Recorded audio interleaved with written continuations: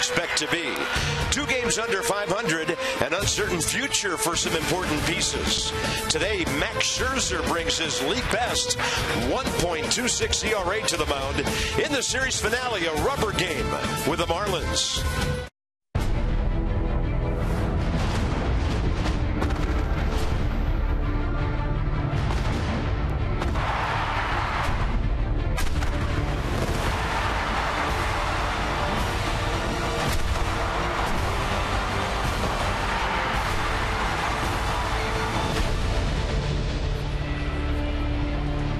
Painful night at the yard last night. Beautiful day today.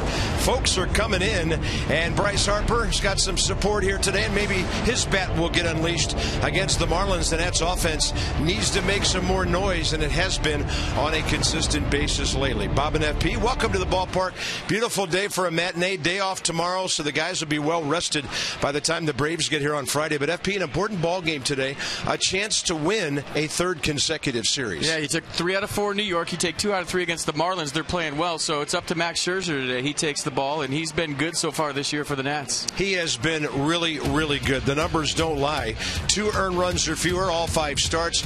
Leads the league in ERA, but looking for some run support from the offense. Yeah, he's had 7 runs in one of those starts, so that gives you an idea of the kind of run support he has. His 3 losses to Cologne, Waka, and Harvey. So Max Scherzer's starting to make meetings. Listen for it, Nats fans. Rethink the value of a win for a major league starter. I know, all the numbers we get wrapped up in, the bottom line is winning. Tom Kohler, not good on the road in his career, but he was great against the Nats in Miami. Yeah, he's a guy that's got good late life on his fastball. The knuckle curve probably his best secondary pitch, and he's a guy that if things start to go south, if he has a bad inning, it tends to unravel. The Nats are going to try to do that to the big right-hander for the Marlins here today.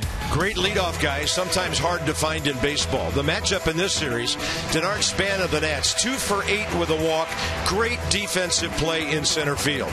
D. Gordon of the Marlins, 2 for 9 with a walk, a stolen base, a run scored, and he's done some thievery with his glove as well. These guys can play some ball.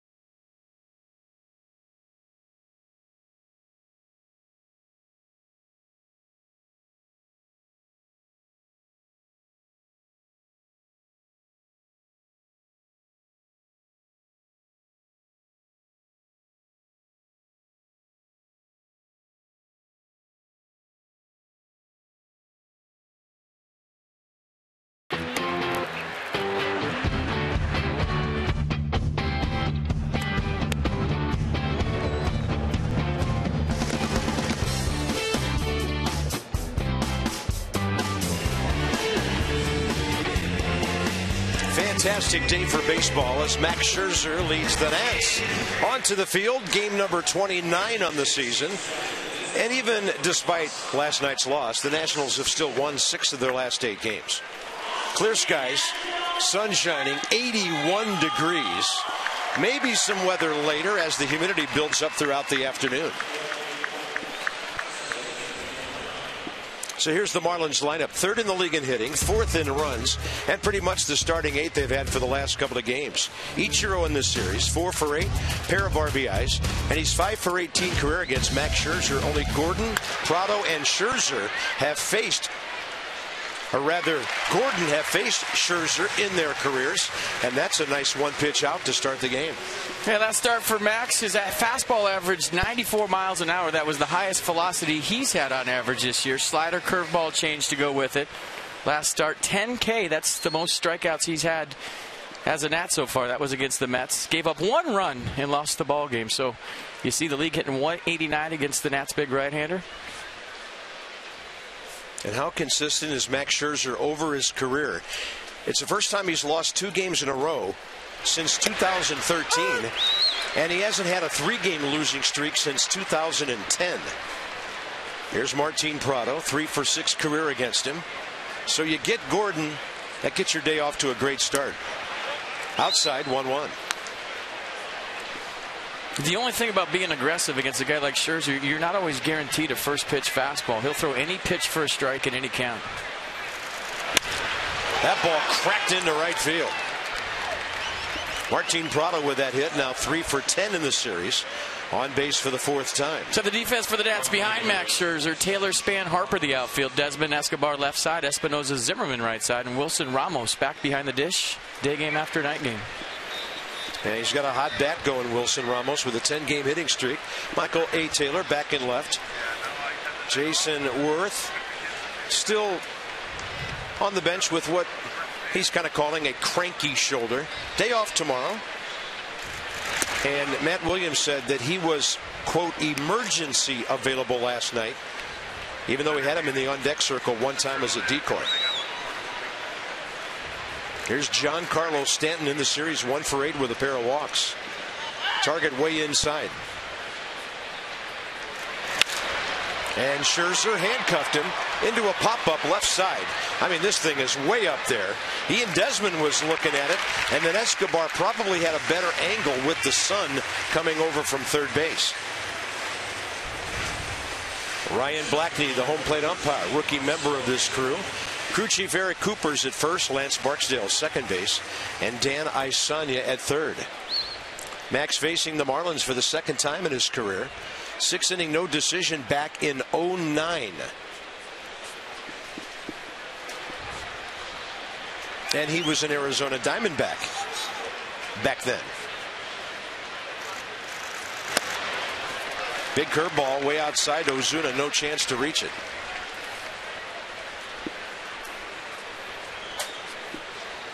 Marcell Ozuna 1 for 7 with an RBI and a walk in the series.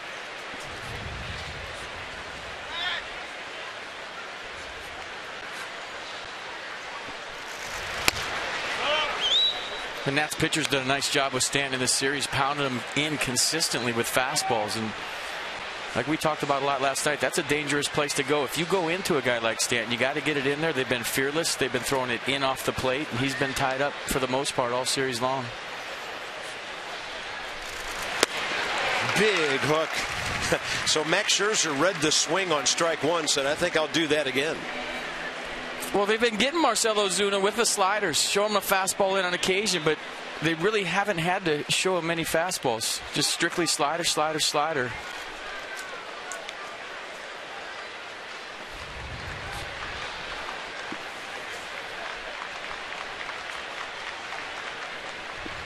Long pause to freeze the runner. Then he tries to paint, and that was really close. Well, last night with Dan Iasonia behind the plate, this is strike 3, because he had a wide stroke zone all night long, and that was close, but just missed away. 2-2 pitch, and Ozuna just able to get a piece of it.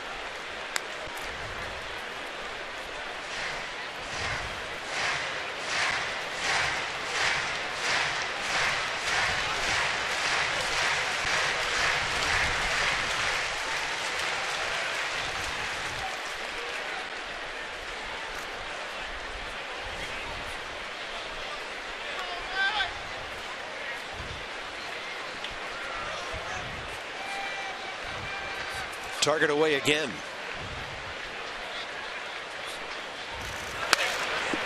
Pretty good rip at 94.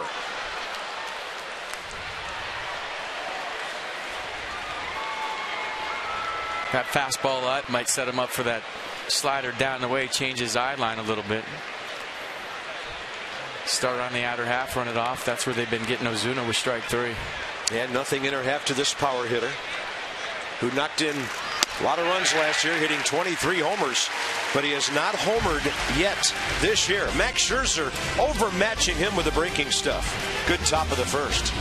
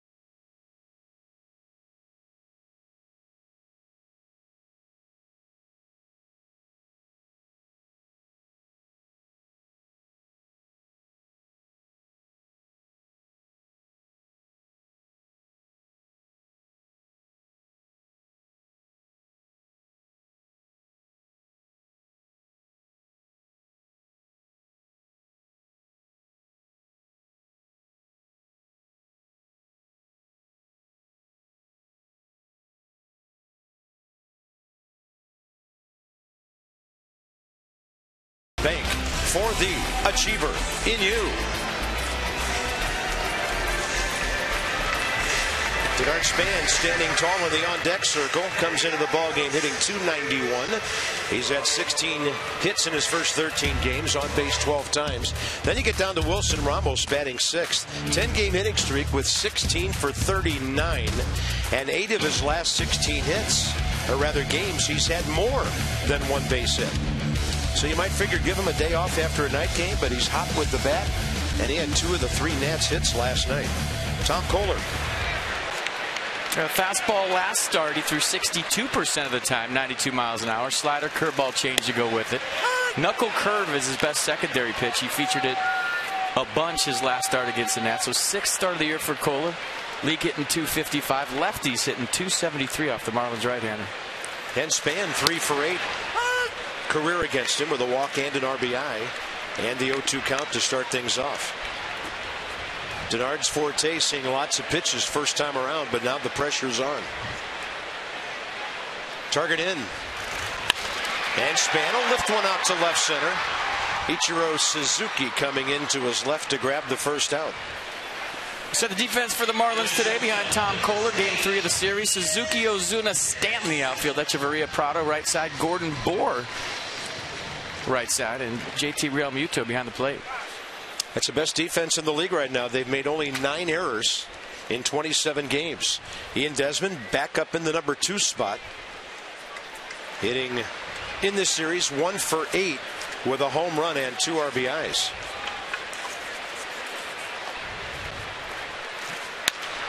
If you remember Tom Kohler last start against the Nats in Miami, everything was away early with the fastball. I think the game plan against him is look away, think about driving the ball the other way early in the count, be aggressive. You really don't want to get to that curveball because it's pretty solid out pitch. That's the slider right there at 87. The Nats are 7-5 this year when Ian bats in the number 2 spot. Big blow Monday night here, the home run to tie things up, and that was close to the inside edge. And they've been pounding Desmond inside. A lot of times the bookies get ahead, flip breaking balls in the dirt, but the Marlins have rung him up a couple of times right next to his jersey. They're going to go in there again. Got a lot of the plate with that one. Extra hot. Prado can't come up with it cleanly. That ball had a ton of overspin on it. And we'll see how they score it. A clean pick probably gives him time to make the throw. Yeah, a little top spin on it. When it hits the dirt, it has kind of another gear. I thought, what a play by Prado. He made that look easy, but it just didn't stick in his glove. Going to his left. Little Olay action. Tried the transfer, but the ball's still rolling around in his glove. You see, the ball wasn't where he thought it was going to be when he went into the glove. And they've given Prado an error. His first of the year.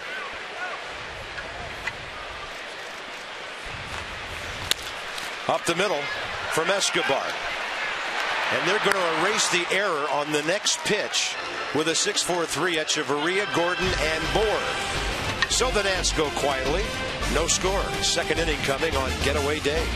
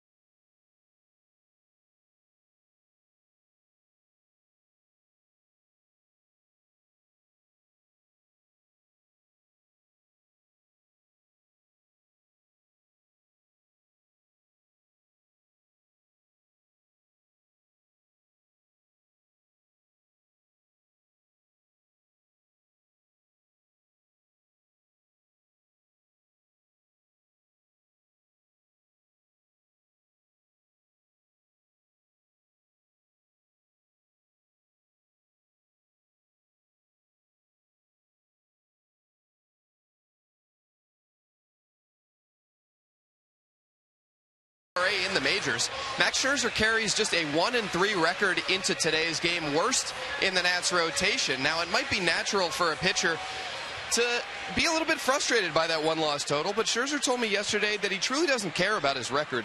The key to him is that the team wins on the day that he pitches and that he's able to contribute to that. I don't care if I'm 0-0 at the end of the season, he said. If the team wins my 30 starts, I'd be thrilled. The issue thus far has been run support, 2.6 runs per Scherzer's outing. He knows things will come around if he keeps pitching well and working deep into games. All right, thank you, Dan, with our Coons.com sideline report. When you're talking cars, you're talking Coons. So the 1.26 ERA, the best in this league. It actually came down after 3 outs. So we're updating numbers as the afternoon rolls along. You know, the offense has had its problems, its inconsistencies early in the season for the Nats. So you could attribute to the run support to that. 2.78 run support for Scherzer in his starts. And Justin Bohr drops one into center and continues his great hitting against the Nats. But sometimes when you have your guy out there, your ace, as an offense, you know that 1 or 2 runs could win you that game, and you have a tendency to press a little bit. I know with Pedro Martinez, when he used to take the mound as an offense, we used to kind of get tight a little bit and say, it's all we need to do is get Petey a couple runs, you're going to win this thing. So you end up bunting in the first inning, maybe trying too hard with runners in scoring position, doing things you normally wouldn't do to get some runs for your big guy. That might be a factor as well. Here's JT Realmuto, the catcher. 1 for 7 in the series with a base on balls. Pulled a double down the third baseline. First time up last night, scored on the Ichiro base hit. He's been line to line this whole series. Bullets to left, bullets to right, bullets up the middle. He's been impressive. He gets jammed. Got his hands inside it, and that's a fair ball into the left field corner. Justin Bour is not a fast base runner, so they'll be at second and third with nobody out. But this part of the batting order hurt the Nats last night. Well, you called it right, Carp. Watch him pull his hands in. Pretty good pitch from Scherzer. Two-seam fastball running in towards him. Got his hands inside the baseball. That kept the ball fair. And with nobody out, Brett Butler holding Justin Bour. And this is where Max Scherzer has the different gear, folks. We talk about it all the time. He gets runners in scoring position.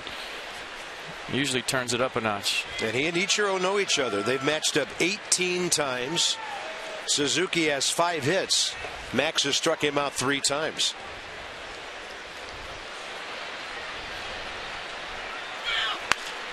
Base hit. Left field. Taylor has to wait for the second hop. Overshoots the cutoff man, but the batter stays at first. And 3 consecutive hits by Miami. Ichiro is now 5 of 9 in this series with 3 batted in. Well, pitch was up right here. Two-seam fastball above the belt. And look at Ichiro doing a nice job of rolling his wrists and getting on top of this baseball. You know, that's a fly ball for a lot of left-handed hitters. They get underneath it. Suzuki gets on top. Base hit, RBI. 1-0 Marlins. Number 8 hitter, Adeiny Echeverria. One of the best road hitters in baseball at .435 away from Marlins Park. Pulls it, base hit. That quickly, 2-0. Max Scherzer gives up 4 hits in a row.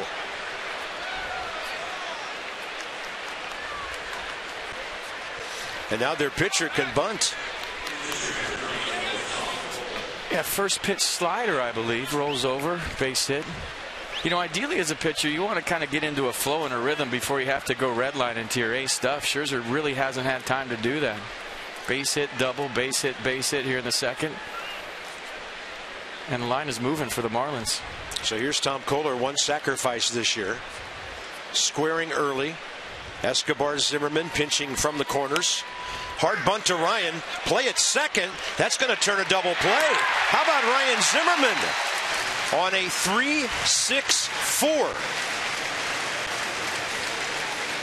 Oh, I made that look easy. My eyes from up here automatically went to third base when he fielded this. I'm okay, he's going to spin and throw to third base. Fooled me a little bit with going back to second base, but watch the throw by Zimmerman. Set his body up nice. Perfect feed to Desmond. On to Espinoza. Not a bad bunt by Kohler, really. Maybe just a hair hard. But a nice play by the Nats first baseman. Scherzer digging it. He's always animated out there. Love it. Ichiro ends up at third on that play. Top of the order now, D. Gordon. By the way, 6 of the first 9 batters put the ball in play against Scherzer on either the first or second pitch. Gordon takes a strike. He had a fly ball to Taylor in left first time up.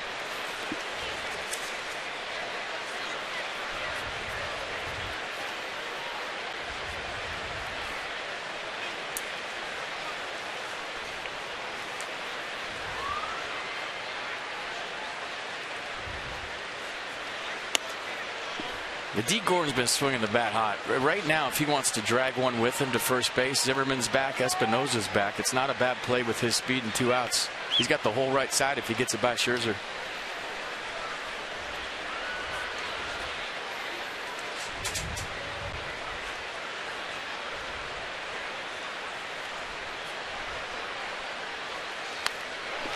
.81 off speed. And now the count, 1 ball, 2 strikes.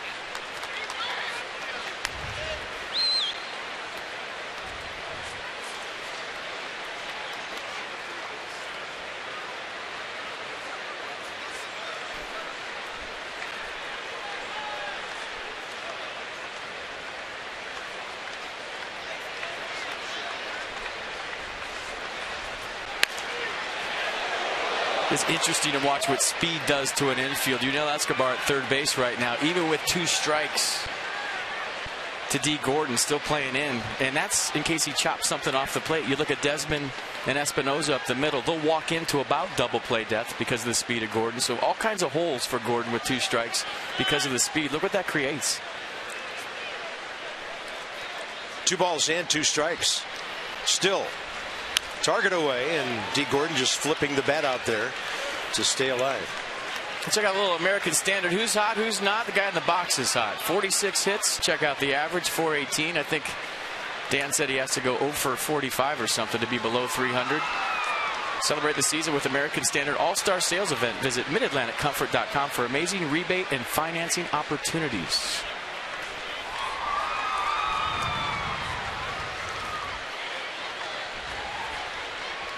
Target in now. They've gone away a couple of times. And Gordon struck out with 94. So the Ryan Zimmerman engineered double play keeps it from a huge inning.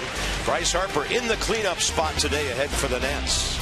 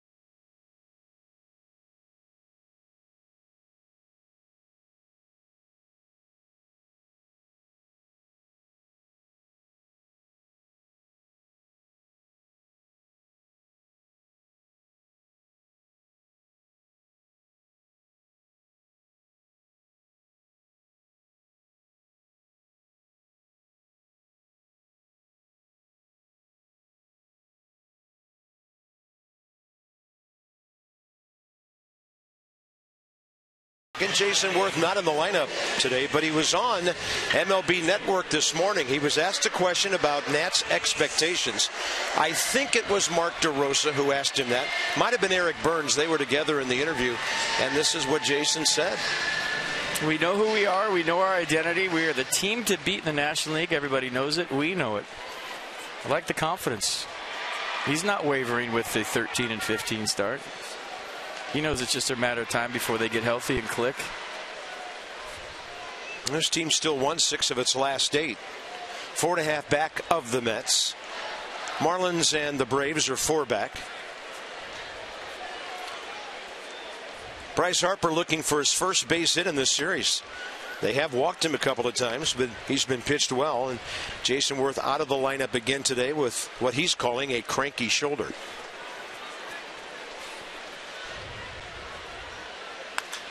Harper in the air to left. It's carrying. Ichiro can only watch it. See you later. Into the bullpen. A little following breeze, but that ball was really hit well. And Bryce finally gets number 6 of the year. Well, there goes a no-hitter in a big way. Bryce Harper's 6th home run of the season. And when he lets the ball travel and get deep, he's as good as anybody. I mean, when he hits balls, they stay hit. And folks, Nats Park is playing small here today. It's a warm day. There's about 70% humidity.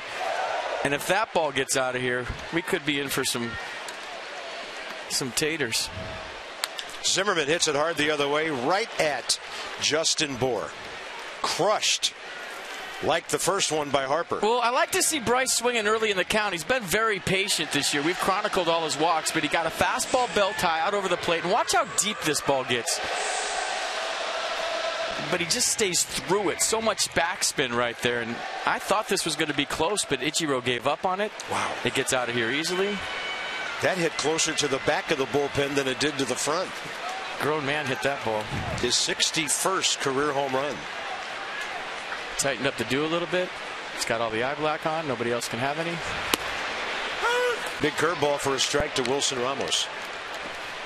In this series, 3 hits, 2 last night, and a base on balls, batting .310.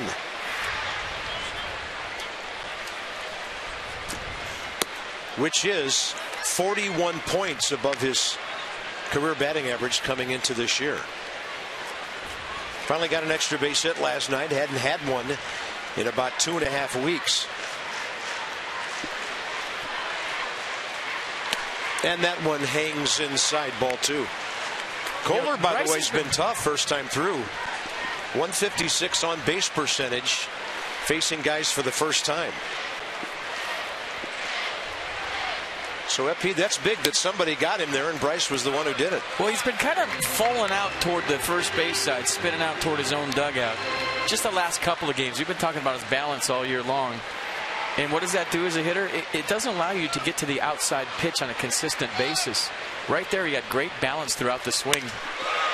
Ramos hits one hard. That ball's going all the way to the wall. Ozuna knew he had no chance to cut it off.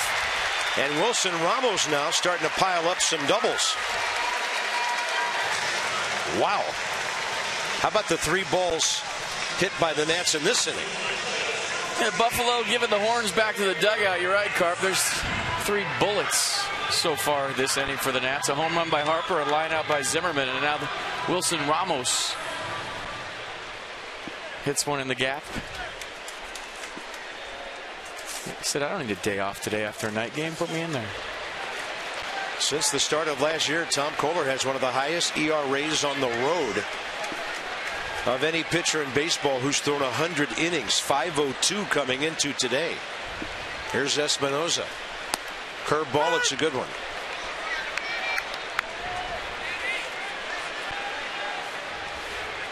So we talked about his struggles on the road. The Nats have him for 6 total bases in this inning. And now trying to come up with an equalizing answer after that 2-run second. And don't forget that Max Scherzer got out of that inning with 2 runs after the first 4 guys had hits.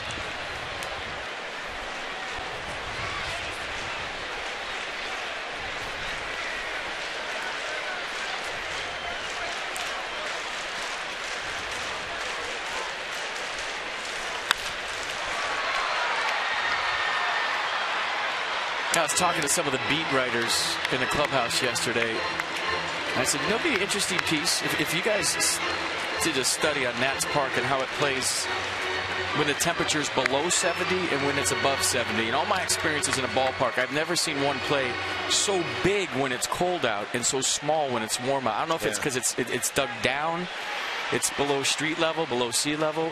For whatever reason, this park varies more than anyone I've ever seen. Swinging a foul tip. And Danny Espinosa gone for the second out. It'll be up to Michael A. Taylor with the pitcher on deck. Bring mom out to the ballpark. Where else would you rather take her on Mother's Day? Sunday, May 10th, 1:35 start against the Braves. Flowers are going to be provided for mom as she exits the ballpark. Compliments of Harris Teeter. So I think it's a carnation. Mom gets it on the way out. Bring her to the ballpark. That's great. They're going to walk Taylor and pitch to Max Scherzer, who does have a base hit this year, by the way. He was the first Nats pitcher to get a knock. I'll tell you what, he's going to be the most improved hitter this year for the Nats pitchers. I watch his batting practice every day, and he really, really takes it serious. He works on it. He grinds. And what we've seen early for Scherzer is he'll fight you. You're just wondering with that sprained thumb that he had on the Butcher Boy, the fake bunt hit. Yeah. If he's going to be inclined to swing right here. But there's an RBI out there, so we'll see. And Dan, I know when you talked to Max, he talked about having an impact on the game with the bat.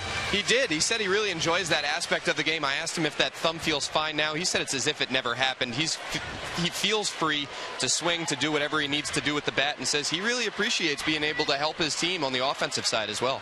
Yeah, he said he'd like to move a runner here and there, maybe drive in a guy to help his ball club win a game. Well, he competes in the batter's box the same way he does on the mound. 6 men to bat in this inning.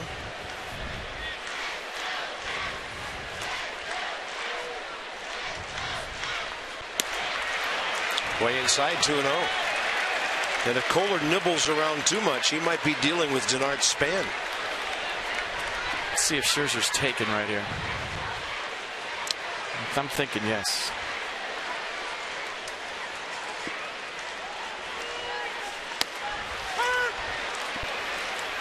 Been an odd series. There's never been an inning in this series where only one team scored. They matched each other in 3 innings Monday night, the 2nd inning last night, and the 2nd inning today. Scherzer will pop it up over to the left side. Martin Prado tells Echeverria he's got it. Fair ball that he grabs, and the Nats will settle for the Bryce Harper leadoff home run, his 6th of the year.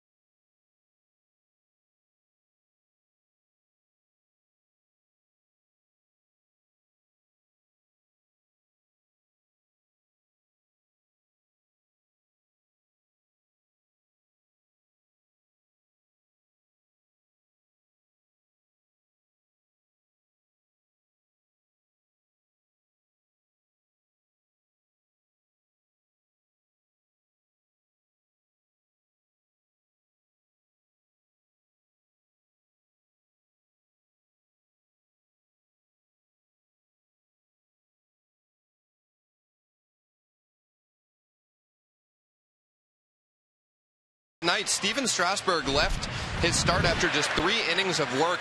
We could tell when he was on the mound that he wasn't really comfortable out there. He was grimacing a good bit, had some discussions with pitching coach Steve McCatty and Matt Williams, and ended up leaving after just those 3 innings. Matt Williams said after the game that it was an issue underneath Strasburg's shoulder blade. He's going to meet with a chiropractor today. Strasburg compared the discomfort to kind of the rattling feeling when you get driving fast over a speed bump. He feels that just a chiropractic adjustment might be able to fix the problem. The good news, the Nats say that Strasburg's shoulder is structurally fine, same with his elbow, but they're going to see what this chiropractor has to say. It's kind of a little bit of an interesting injury. Strasburg said he felt the discomfort on fastballs to his glove side specifically, and we'll see what comes out of this. Strasburg didn't seem all that concerned. The Nats don't feel it'll be a DL type of thing. We'll have to see what comes out of this meeting with the chiropractor. Here's Scherzer against Martin Prado, top of the 3rd. Matt Williams said today before the game that a couple of preliminary tests last night showed that everything was fine. So we'll wait and see, like all of you, and hope for the best. Well, I like the analogy because we all here in D.C. know what it's like to drive on bumpy roads. Yeah, I was going to say, doesn't have to be speed bumps. I mean, it could be potholes. There's lots of those here, everywhere. Wow, that's a great pitch at the knees, ball 2. Prado base hit right field, hit extremely hard first time up. This veteran hitter 3 for 10 in the series. A guy who does for the Marlins very similar to what Yunel Escobar does for the Nats.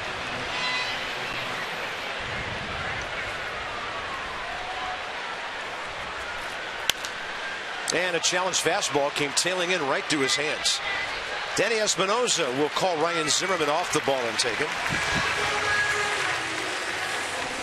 That'll bring in Stanton with the bases empty, and then Marcelo Ozuna here, top of the third. Little cloud cover right now. Very comfortable. Breeze is coming up the Anacostia River, and so it's kind of blowing in from the right field corner a bit. Here's Giancarlo, and that's 85 high with the breaking ball for a strike. Stealing strike one with the slider. 24 RBI, still leads the National League. I don't want to make too much of it, but I have to talk about what I'm seeing in the series with Stanton. I've seen him flinch on sliders. I've seen him stand straight up on a few sliders that started on the inner half and broke away that I didn't see last year. And nowhere near that one. So Max Scherzer overmatches Giancarlo Stanton, 2 outs. And Mercedes will give you the sequence. Yes, let's check it out right here. First pitch, slider. See him flinch right there? He did that a couple of times last night. Then Scherzer goes fastball away. And that might be because they've made him aware of the fastball then. They've really pounded him. It could be going back to last year what happened, him getting hit in the face. I don't know, but a 3-pitch see it to the Marlins' best hitter for Max Scherzer. Fastball bolted in there to Ozuna. So now Max has shown him the heater, and it could be the last one he sees. Plus he wants to move him back, which he took a little bit off there, 85 on the change.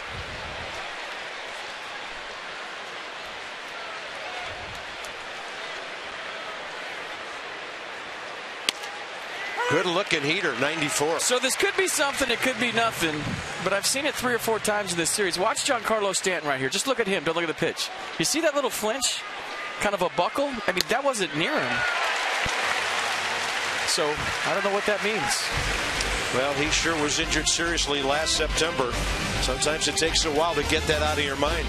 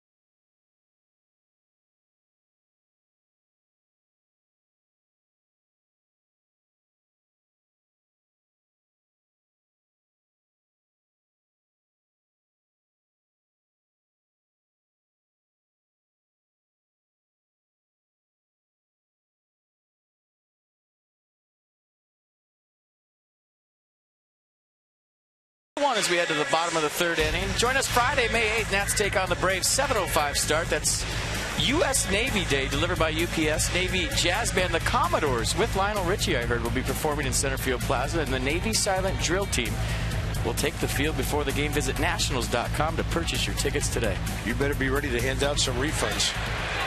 It's not Lionel Richie? I don't think so. He's not going to be here? You sure?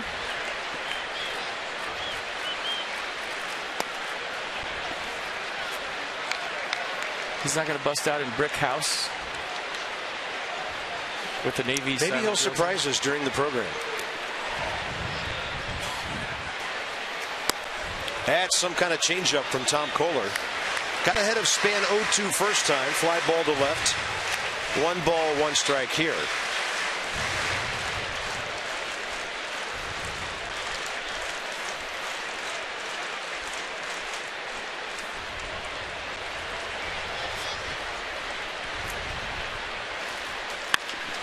Well hit. Left center. It's hanging up, though. And Suzuki can't get over there. I mean, these line drives have another gear at the ballpark today. Ichiro thought he was going to cut it off, maybe even catch it, and off it went. Ball's traveling. Wow.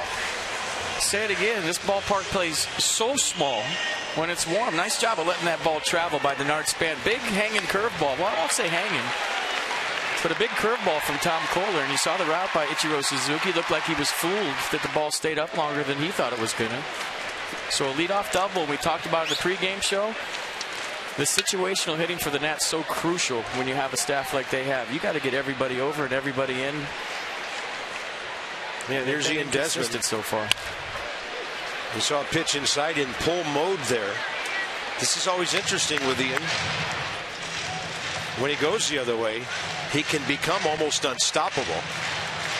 But he's not an Escobar or a Prado in a situation like this as a rule. But you can drive a guy into the right side. You just don't have to give yourself up in the third inning.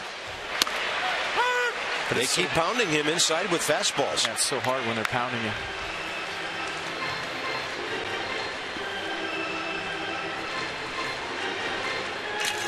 Boy, so much to protect now if you're Ian Desmond.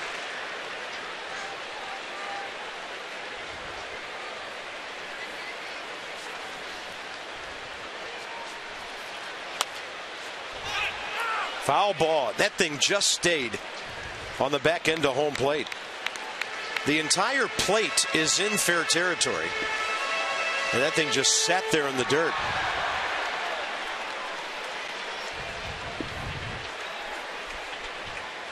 Well, look at the downward action on that curveball from Kohler.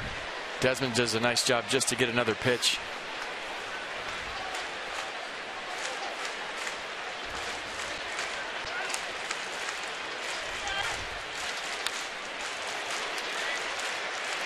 You know, you think of the Marlins staff, Carp, with Jose Fernandez out, Henderson Alvarez out. It might be one of their weaker traits. Since April 22nd, they're 10-3 with a 2.16 ERA.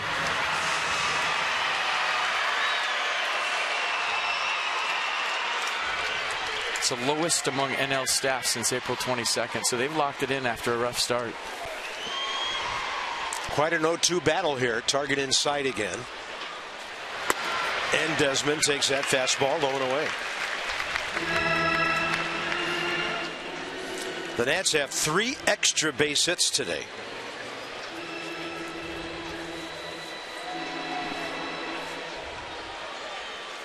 By the way, for Denard Span now, that's 17 hits in 14 games since coming back.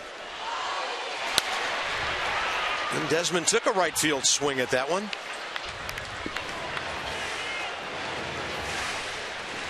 Tom Kohler career 17-23. 62nd career start. His 7th against the Nats. Career he's 3-3 against Washington with a 3.22 ERA. 28 years of old from just north of New York City. And Desmond, good job not biting on the breaking ball. It's a good pitch by Tom Kohler, teasing the strike zone on the outer half, trying to get Desmond, who's thinking about going the other way, to bite. He didn't. That wasn't an easy take.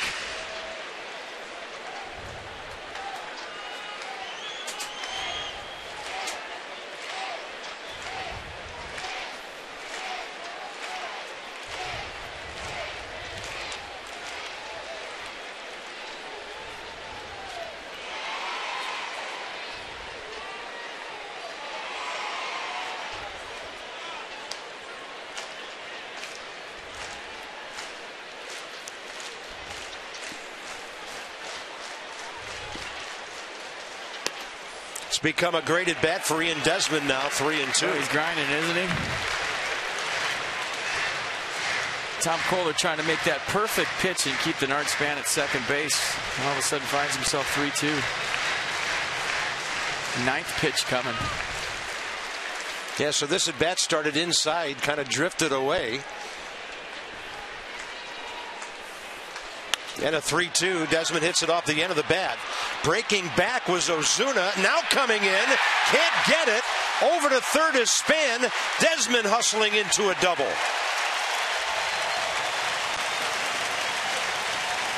The ball's been flying, but not that one. Well, that's the reason why Marcell Ozuna broke back on it. He's watching everything go over everybody's head so far here in 2+ innings. So look at him. He takes a jab step back, and if you're playing outfield today, yeah, you've seen balls go out that maybe don't go out on a cold day. You've seen balls get in the gap, so Ozuna's first step on a big swing from Desmond was back. Tried to recover, didn't, and giving Desmond credit right here for busting it and getting to second base once it drops. Yeah, Denard Span was hanging near the bag, so he moved up 90 feet when the ball hit the turf. And here's a big spot for a good contact man, Yunel Escobar. Hit into a 6-4-3 double play first time up. First pitch swinging, he hit it sharply. Then he's on the attack again.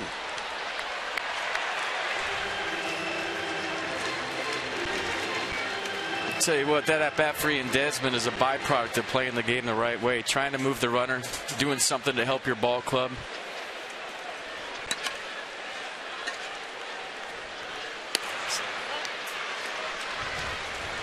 Inside the numbers from Jeep. Escobar's 5 for 5 on Monday night, broke him into the top 5 against the Marlins all time. Halladay and Escobar, the only two still playing on that list. Easy take for him, 2-1. The way he sees the ball. Talking about this at bat last night. Ground ball to second. You come back to the dugout, a hero. You get one guy in and one guy over. You know, Escobar probably thinking bigger things in a 2-1 count.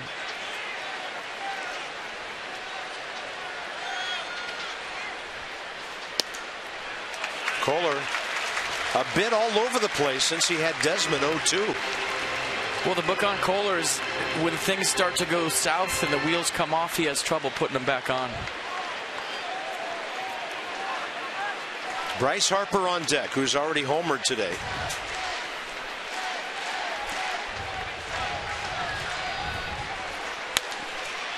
Escobar saw the fastball away.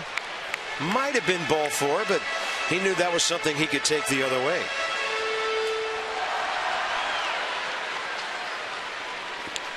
Kohler, first 2 innings, 28 pitches, and he's already up in the mid-40s now with nobody out, third inning.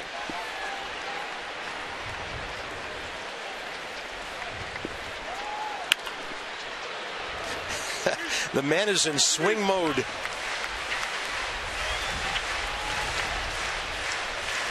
Well, we've liked everything we've seen from Escobar. I mean, he approaches every at-bat like it's the last one he's ever going to have. I mean, he doesn't give one at-bat away ever.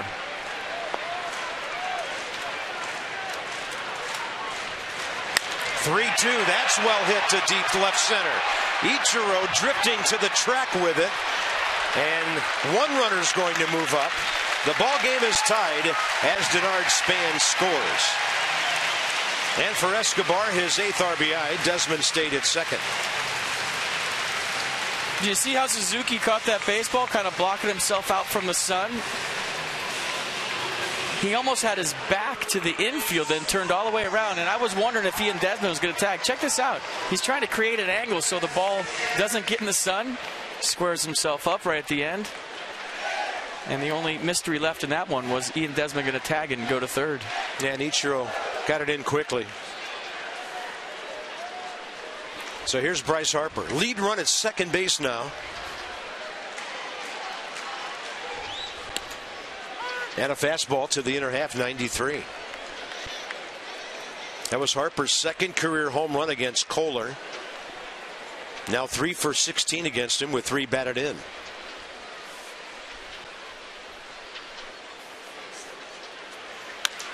And Harper to right field. C.U. upper deck. 4-2 Washington.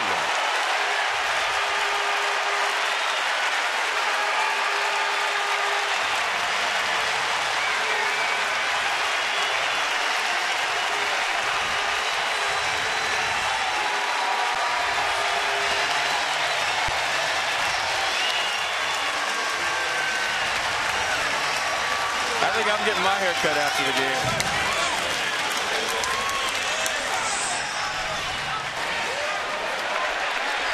That's career homer number 62. So 2 homers, 3 RBIs in consecutive innings. Ryan Zimmerman next. Watch out if he gets a first pitch heater. It's low.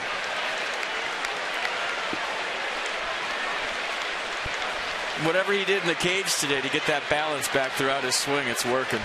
That ball was drilled. Broken bat. Zimmerman's got a hit.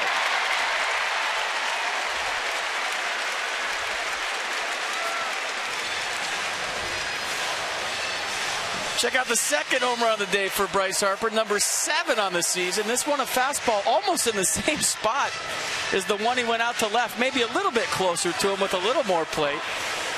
And see the foot on the ground?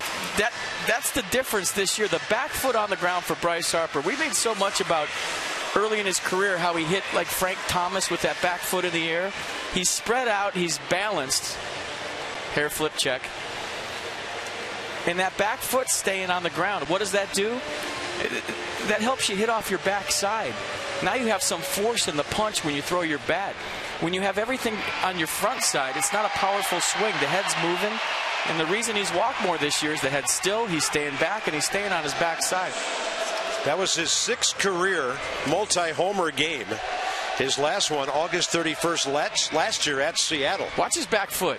Let's circle it here for you. Remember when it used to go in the air? I mean, it's staying pretty close to the ground. I mean, it used to be a good half a foot up in the air, and he's got more balance, more power throughout the swing. And I think the older he's getting, he realizes that it doesn't have to be a max effort swing. Right. Like a pitcher, he doesn't have to throw 97 every pitch. He just put nice swings on it, and the ball's still traveling. You think that gentleman came to the game today thinking he was going to get a home run ball in the upper deck? Not where he's sitting. Big breaking ball to Wilson Ramos, 0-2. Ramos a double first time up. I mean, the swing right there is a lot like Bryce Harper's game this year. It's more under control in every aspect. Base running, defense, everything. Nationals, as they have recently, battling back from behind again. Ramos on a ball that drops straight down. And that's 2 outs here in the third with Espinosa coming on.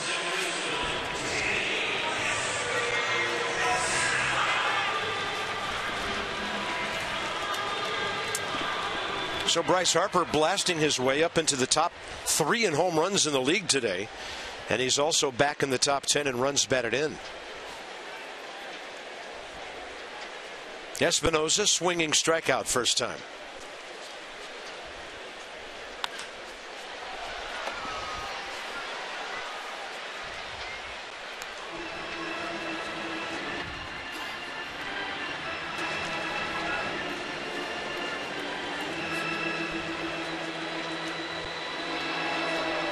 I think this is the second time career Bryce has done 2 in a game against the Marlins. Opening day, right? Not this year, but previously. A little bit outside. 1 ball, 1 strike.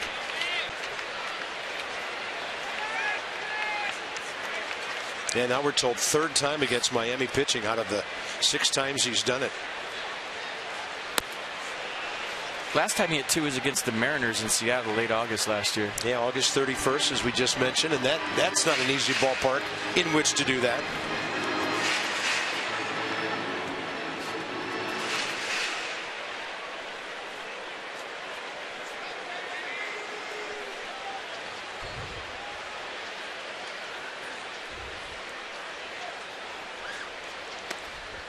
Counts even.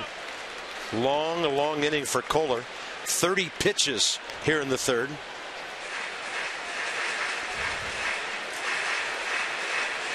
And meanwhile, the trend going the other way is that Max Scherzer's retired 5 in a row, getting 6 outs. Starting with that Zimmerman engineered double play on the bunt. 2-2 to Danny, and he's gone on strikes. Big inning for Washington. Span and Desmond with doubles. Escobar a sac fly. And watch where this baby goes.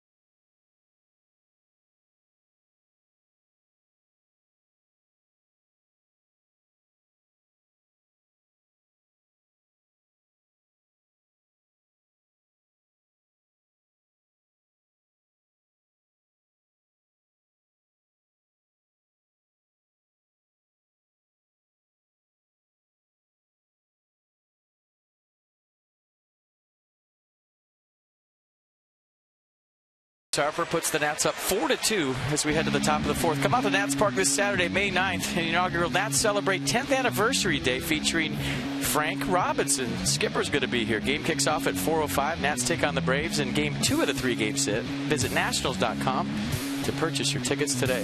Going to be in the booth with us. Can't wait to see Frank. By the way, wild and woolly third inning. Finally, somebody scores in an inning where the other team didn't in the series. Hadn't happened until Bryce left the premises after the Escobar sac fly. So here we are, top four with Justin Bour, and this guy 2 for 6 in the series. He had a home run the other night. He is keeping Michael Morse from getting any playing time with the Marlins. Former Nat Morse has not had one at bat in this series. And he's 2 for 6 against Max Scherzer's career with a home run. Michael Morse is low and inside, 2-1. You know, Frank Robinson makes me nervous. So maybe just wait till he gets here. That's what I'm saying. Maybe he's an intimidating man.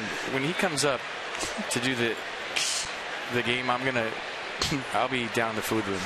I'm going to run up and give him a big hug and see what he does. He might deck me. Oh man, Frank Robinson. Some of his late afternoon pressers before the game were adventures. That old RFK. If I was a beat writer, I'd be so scared to ask him any question. 2-2, and Max goes off speed to try to get Bauer to roll one over somewhere. Like even how's your day going would be scary. You could get the look if you asked that one. The look.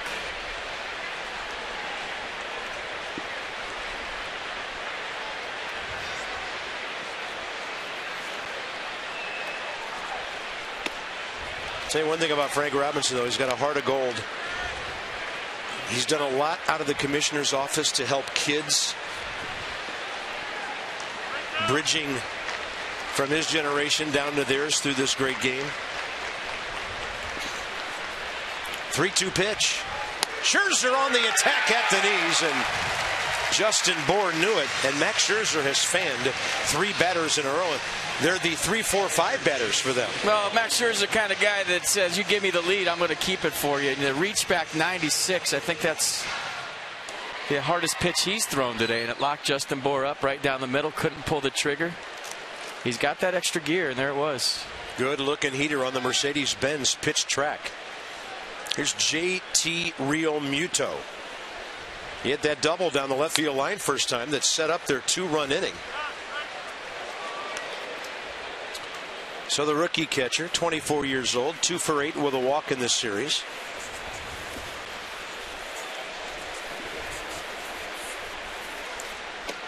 Marlins just ate a lot of money by releasing Jared Saltalamacchia. They DFA'd him last week, I think, while we were in Atlanta. That was a talk of some chatter around the ball club, and they signed him to a big contract. And that's also good news for our old buddy Jonathan Solano, who has a chance to spend a good part of the season with the Marlins now as their backup catcher. 1 ball, 2 strikes. Pretty poised take by the rookie on 1 and 2 right there. I swung.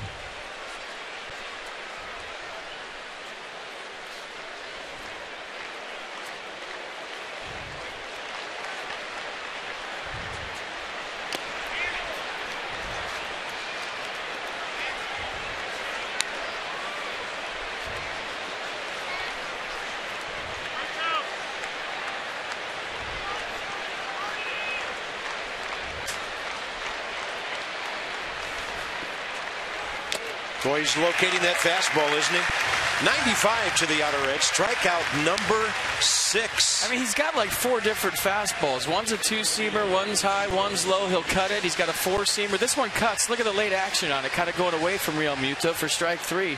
The strike 3 to Justin Bour was 4-seamer at 96. This one cut in the mid-90s.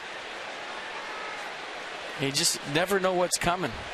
And a slight redirect on the tip into the mid of Wilson Ramos. Here's Ichiro. So we'll see what these two chess masters do against each other here. Ichiro RBI hit left field first time up. Oh my. That one almost got his teammate Echeverria.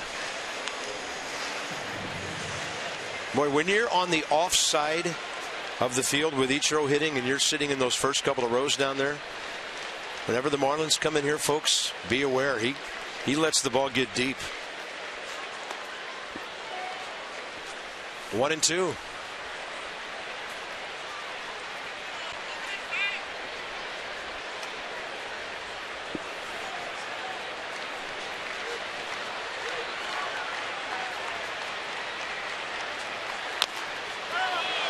That ball came up and hit him. I mean, this just snuck by me. Let that one sink in for a little bit. 860 nights of going home happy. That's just insane. Well, chance for another one now that he's got a base hit today.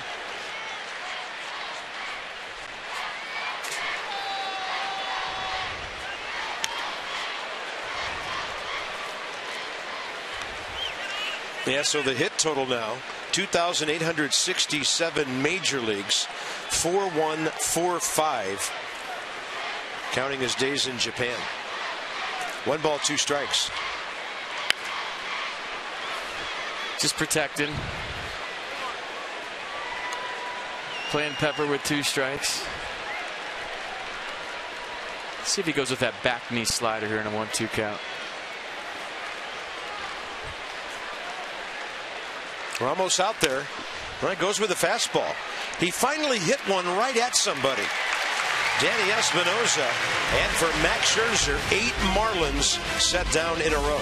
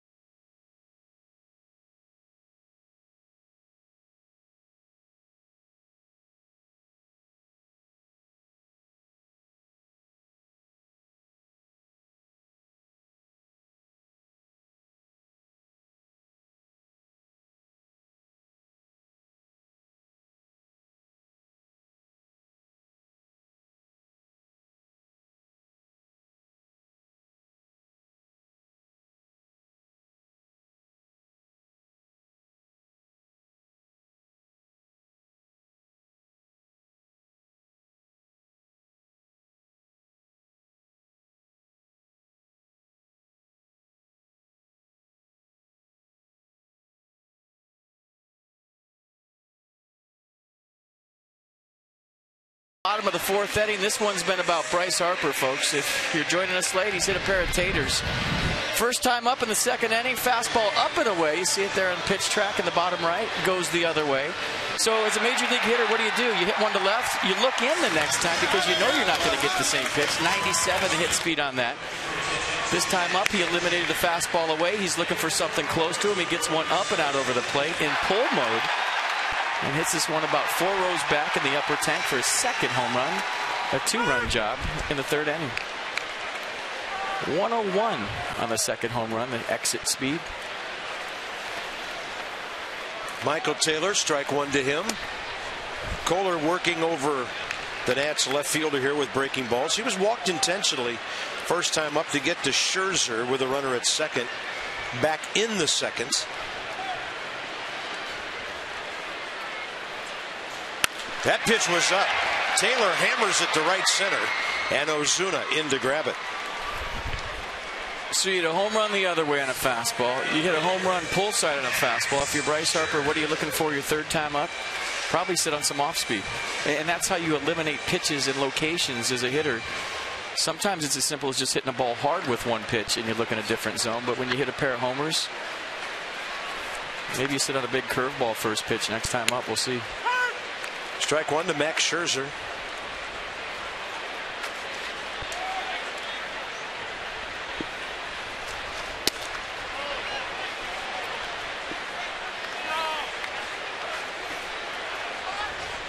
Doug Fister leads the staff with 2 hits. Scherzer 1, Zimmerman 1.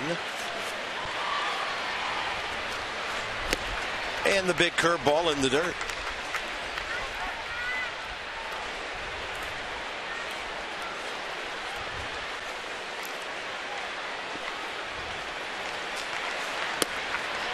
Wow. 2-1 big hook and he missed. 2-1 curveball to the pitcher. Yeah. That's just weird. Weird. Wait a minute. I think the umpire might be saying the count's different. We'll see. Yeah, it was 2-2 with that miss, and now 3-2. So, rookie umpire gave one signal that we had a hard time picking up. Well, scoreboard did too. Strikes him out. 4 Ks for Kohler. He's fanned 3 of the last 4 nets. All right, Masson word of the daytime, folks. It's span.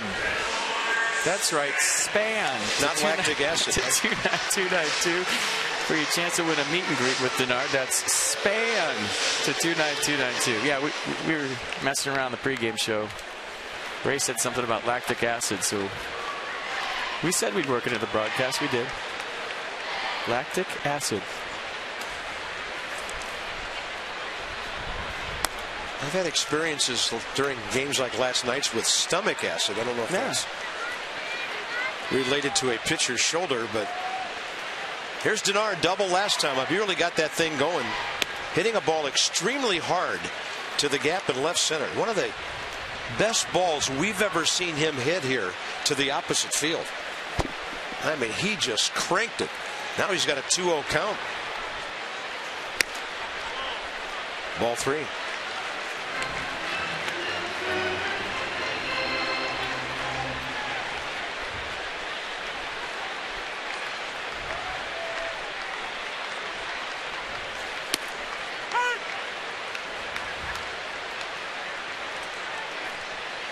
Right now, this is the only game going on in baseball. Arizona, Colorado just after 3 o'clock. Padres, Giants later. Everything else tonight. And the Nats have blasted away here with Bryce Harper leading the way. Span's going to pop it up to short for Echeverria. Nationals go in order, bottom of the 4th inning. Max Scherzer back to work with a 2-run lead.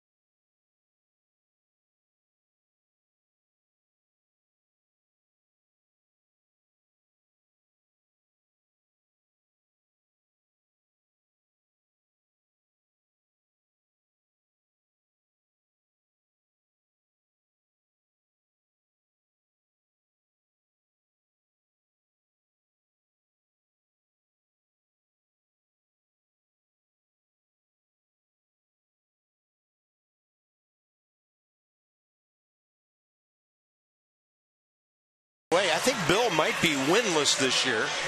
Uniform sponsored by Johnny Holiday. Teddy looking great, but look at Abe. When the head starts going back and forth, it's over. Yeah. And that's 6 for him this year. Anthony Rendon, hoodie and all, could outrun all of those guys. It's good to see him back around. He's got that oblique strain. He's going to take it easy for a while, get that thing better, and then the knee is sound, and that's the best news. But you got to be careful with those obliques, man. Right when you think you're 100%, you're not. Number 8 man, Adeiny Echeverria, looking to bunt his way aboard. The last hit by the Marlins, his single to left field that made it 2-0. And then they had 2 men on, nobody out. Scherzer took care of business from there. Hasn't given up a hit since, or a base runner. And this one in the air to right for Bryce Harper. Using his glove for shade, 1 out. Braves are coming in on Friday. That's extra before and after every game with Johnny and Ray. Friday night, Gio and Eric Stoltz, the lefty. Doug Fister, Julio Teheran, special starting time, 4 o'clock Saturday. Jordan Zimmerman, Alex Wood, the lefty, on Sunday. And then we're off to Arizona, 3 with the Diamondbacks and 4 with that solid San Diego club on the next road trip.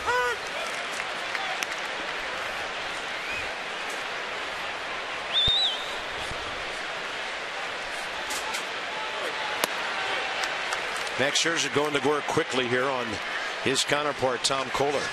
He bunted into the 3-6-4 double play that kind of turned this game around a couple of innings ago. And now Max has retired 10 straight. He's thrown 15 of 18 first pitch strikes. So we are celebrating some Toyota Ks for kids today. That's 7 of them times $37 to the Children's Inn at the National Institutes of Health every time a Nats pitcher strikes out an opposing hitter, thanks to the generosity of our Washington area Toyota dealers.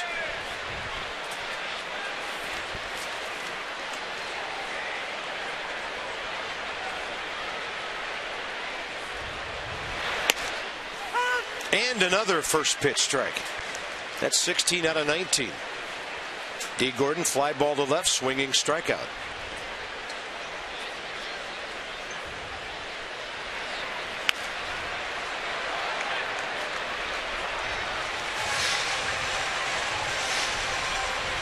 Just filling up the strike zone with whatever pitch.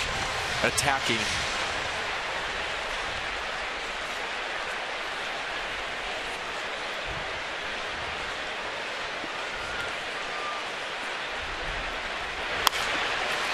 And Gordon's going to serve one into left center. Let's check in with Dan here with 2 outs. Bob, Wilson Ramos with D. Gordon reaching now. It's probably valid to point out that Wilson Ramos has thrown out 37.5% of runners trying to steal this season. And he told me he doesn't really think about results when it comes to throwing runners out. He doesn't cloud his mind with lots of mechanical notes on pop-ups or delivery. He mainly focuses on 2 things, making sure he moves his feet, and as he and Randy Knorr call it, getting the ball in the air, not short-hopping throws to second. Knorr says if Ramos does those 2 things consistently, he'll do well. He doesn't need to try and gun the ball. His arm is strong enough as it is. Scherzer does that often. The runner diving back in, he lollipops one over there. Wilson Ramos officially 4 for 14. With Lobaton, the Nats have thrown out 4 of 20 base runners this season. Yeah, I've had a lot of people ask me if Max Scherzer has the thing, air quotes, on his throwovers to first. But he just lollipops it over there. He's got a better move. It's basically just him sending a message that I know you're there. He'll throw it hard, too. Yeah, and he won't do that with the runner at third or even second.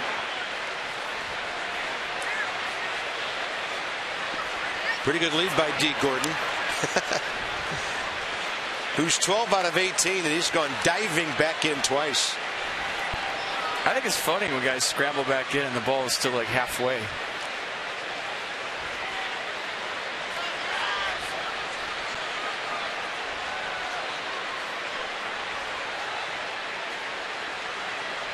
Holding. There it is. Gibson, a good move there, and that was a lot closer. Gives you the Z move and then goes straight from the Z move to the A move. It's right on the bag and it almost got Gordon. So maybe trying to lull you to sleep with the lollipop throws that he throws a seed and almost got him.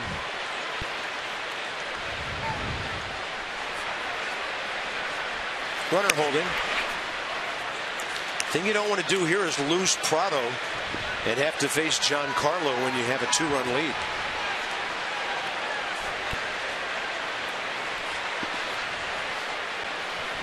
Large human.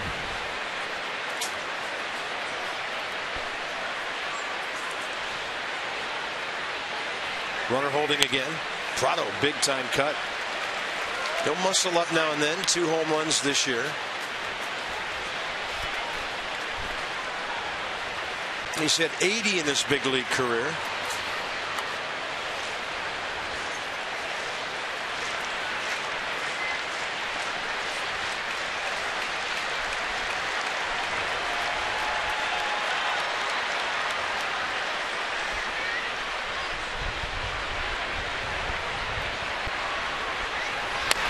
That's right on the corner. So Scherzer putting the stops to Gordon and now battling back in the count. Well, he's varying his tempos. As you see the 95 on the black, he's not getting into a rhythm where it's 1-2-3 pitch, 1-2-3 pitch. He's holding it on Gordon. You're watching Gordon get anxious out there. The longer he holds it, that's his best defense against the steal. I don't know when he's going to home. When he does that, I have no rhythm as a base runner with him. Some guys get so focused on the hitter, you can start counting in your head as a base runner, and it's the same count every single time. Scherzer does a nice job of varying that.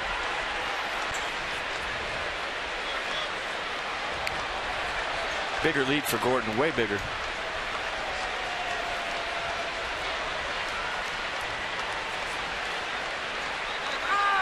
Finally, the hitter asking for time.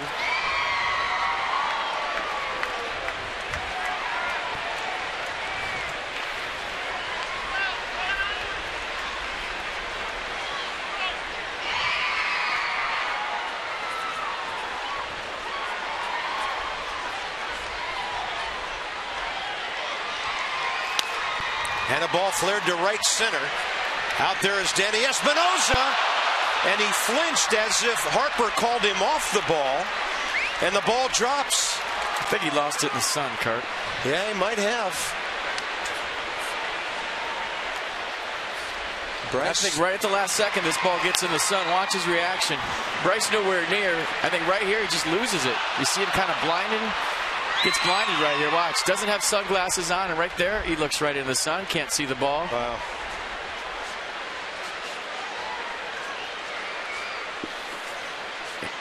Yeah, that has nothing to do with Bryce. That has everything to do with the sun. Giancarlo Stanton now.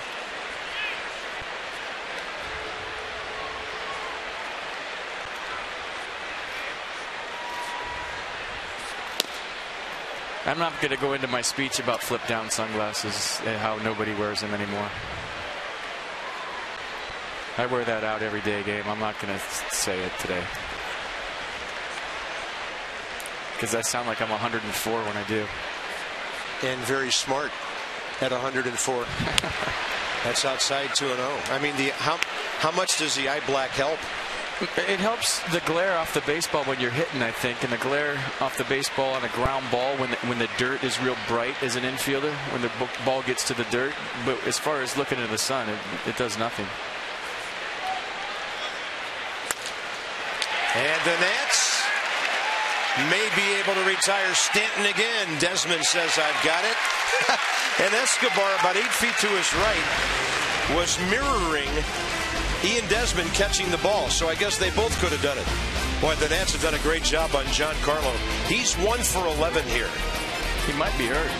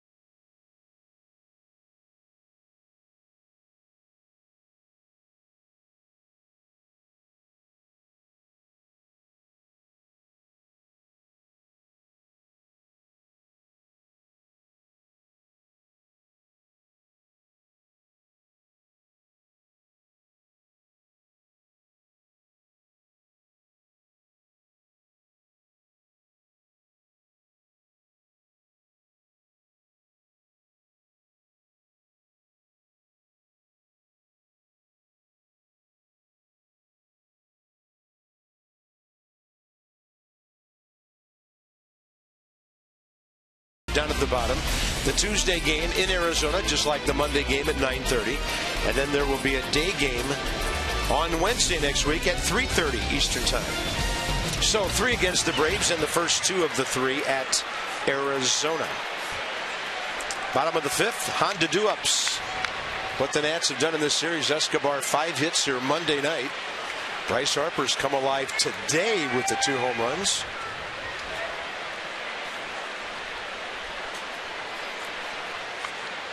And Ian Desmond, one of his 2 today with a double. The other, the big home run in game 1. Fastball up, and he was ripping. That's going to buy him a curveball. He was right on that.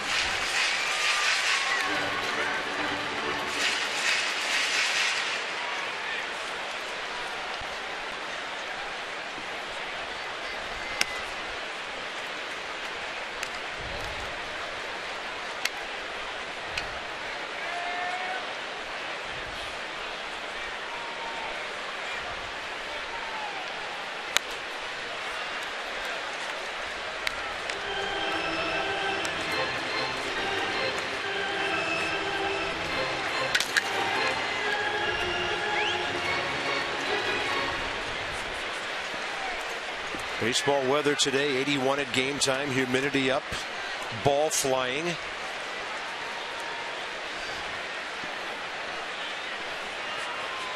When Desmond goes down to get that breaking ball, Echeverria for the first out, bottom of the 5th.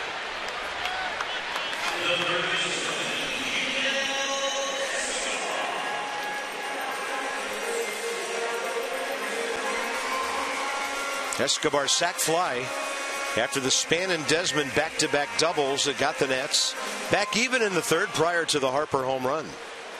So in this series, 5 for 9, 3 batted in, sac fly and a walk.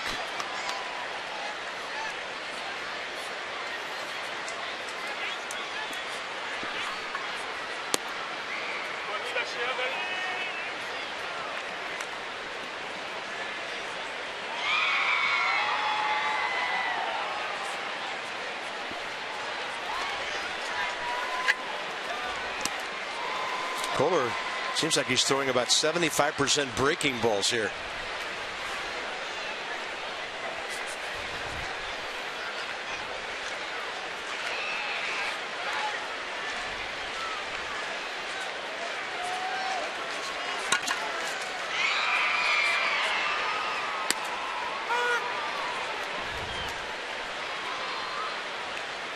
Yeah, we were talking about pace of play last night a lot with Matt Latos' deliberate style. Sammy Solis came in and was throwing. I forgot about the clock in the minor leagues, Carp. 20 seconds between pitches.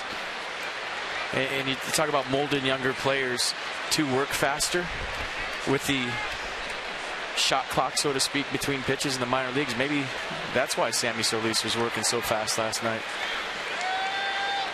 Boy, his control has been so good. That was unusual last night.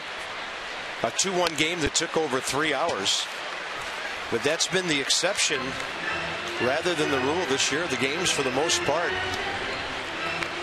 with a pretty fast working Washington staff. We've seen a lot of games under 2.5 hours already. 2-2 pitch. You know, Escobar is maybe the most animated hitter in the big leagues between pitches. I just love watching this guy play. I mean, he has fun. He plays hard. He brings energy. He grinds. Breaking ball to dirt, got him. Kohler, 5th strikeout, 2 down. Check this out. Side-by-side Bryce Harper action. The first home run on the left, the second home run on the right.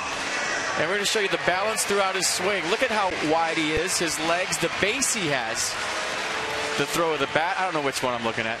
And you see this one to left, see his contact point. This one to right, a little more out front. That's great stuff, guys. And the feet on the ground, not jumping at the baseball, under control. And let's see if he gets a curveball right here. He's covered the fastball. Nope. Got another one.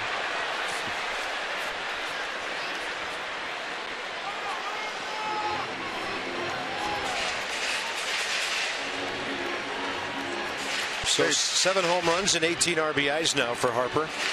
Barry Bonds always used to talk about, who might have been the best hitting coach I ever had, about if you're going to punch somebody, how are you going to punch them? What kind of base are you going to have when you drive through the baseball? And those side swing shots of Bryce right there. Harper, another one! See you upper deck again! 3 in a row.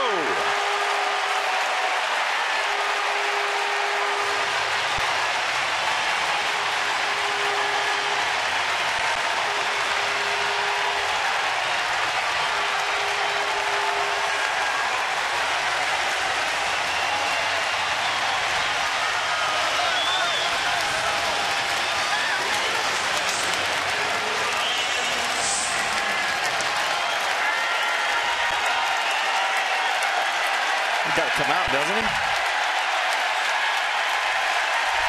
Well, he's going to get a curtain call this time.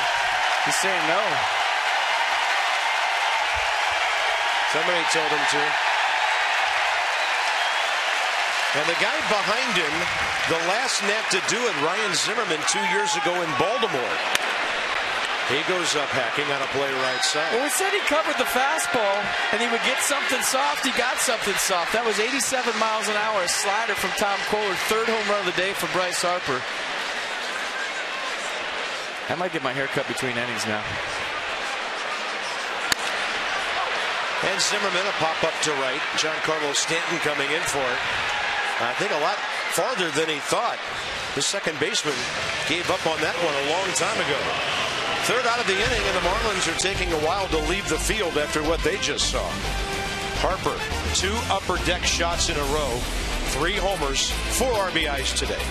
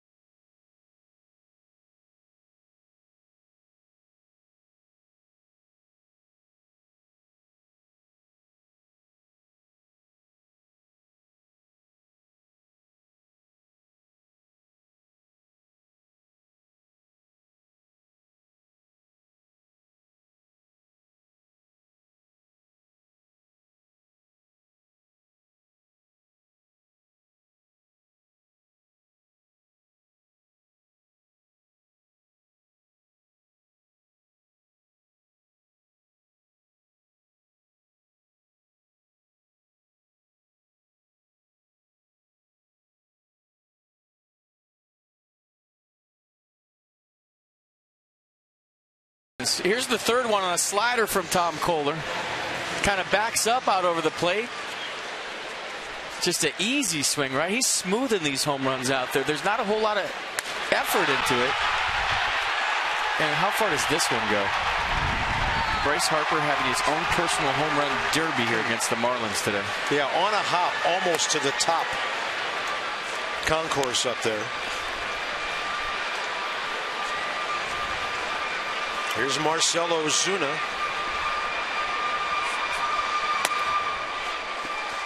Pretty good 85 from Max Scherzer.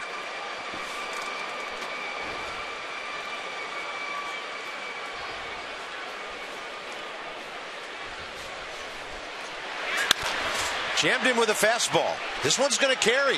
Span after it. Got to his spot and spotted the ball for the first down. Marlins box score. 4 of their 7 hits. Back to back to back to back in the second. RBIs by Suzuki and Echeverria. The bunt double play ball was big, and now the Fish have had only 2 singles since then. Justin Bour 1 for 2.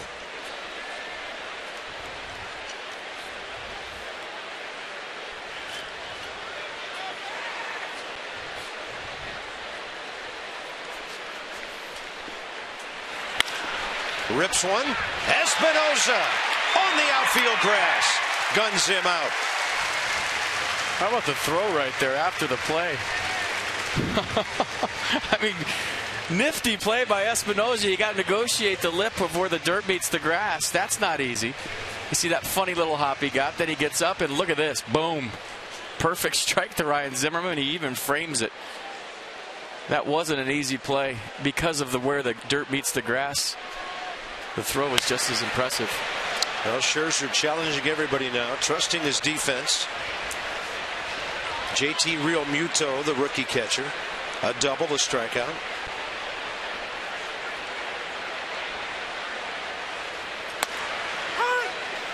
Scherzer cruising here. 5 of his last 6 outs have been contact outs.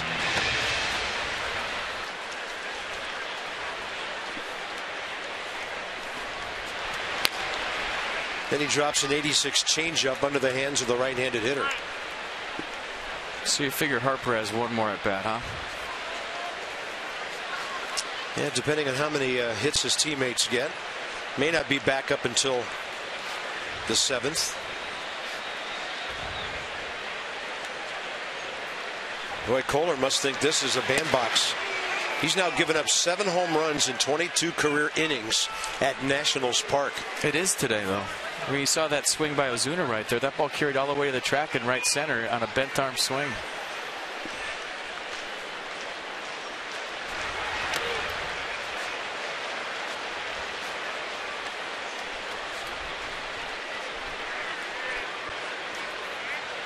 A lot of strikeouts early, but now, as we mentioned, contact. Got him. Low and away. And Max Scherzer now is retired. 14 of the last 16 Marlins 10-pitch inning.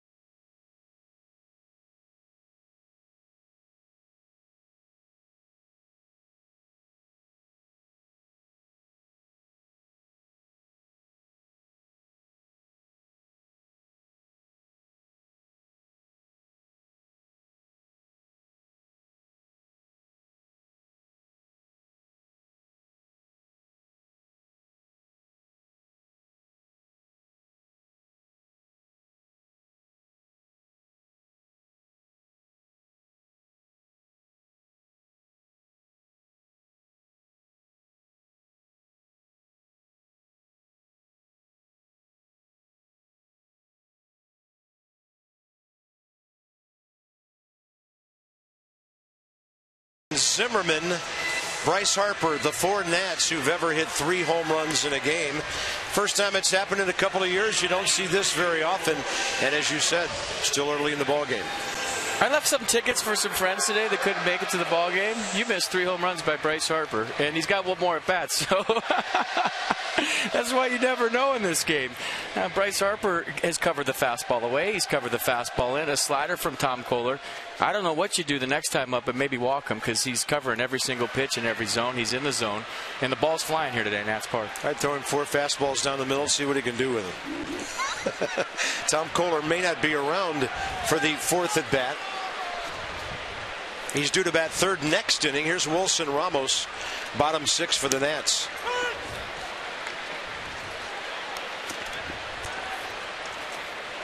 That's why it's a beautiful game. You never know what you're going to see when you come to the yard. See something new every day.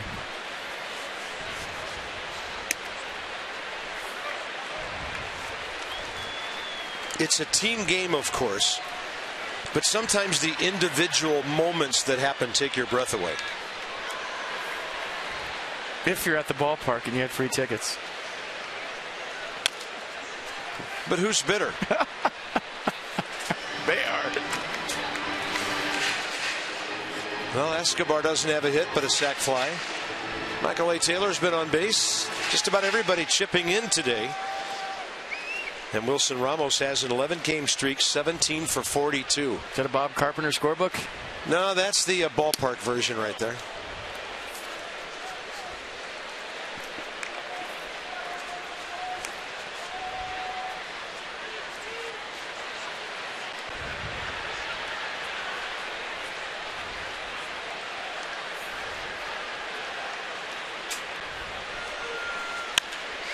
Ramos lines it right at Echeverria. I tell you, Wilson locked in right now, hitting lots of line drives.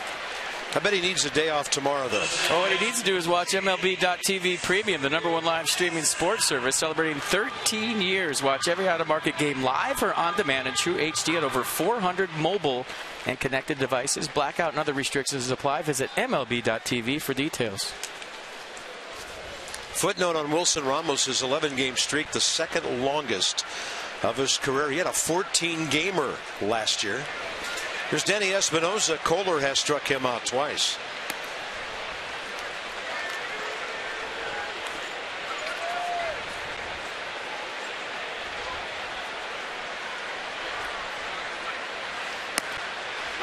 Fastball at the knees, 1-1.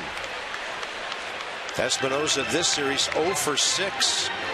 So he was 10 for 21 coming in against the Fish after that good week he had on the road trip, Atlanta and New York.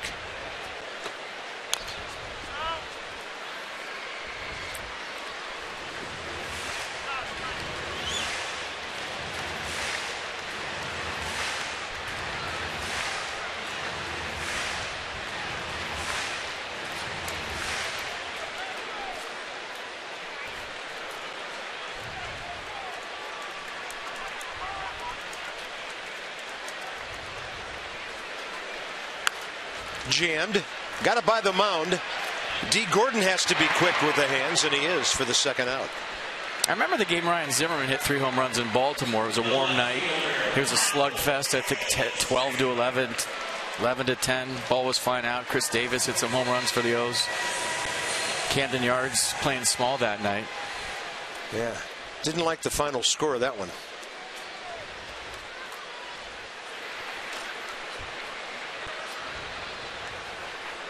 Little manicure.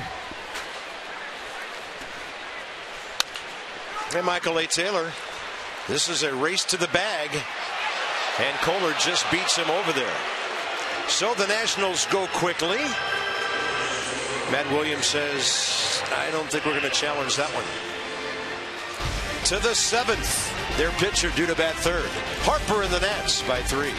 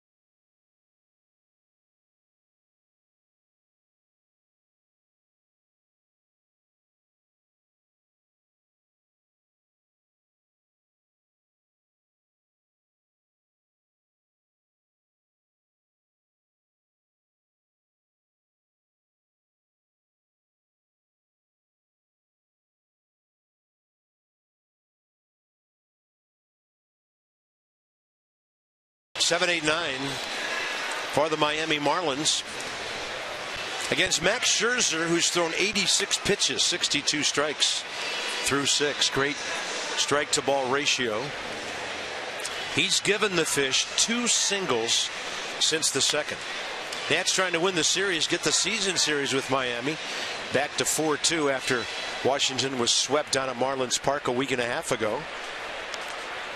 No, he's been story number 2 in this game. After giving up a pair in the second, really settling into this one. Yeah, his longest inning was a 1-2-3 inning. He struck out Bohr and Real Muto, and then he had a long battle with Ichiro, who eventually grounded out. So here's Suzuki leading off the 7th, having a great series. 5 for 10, 3 RBIs.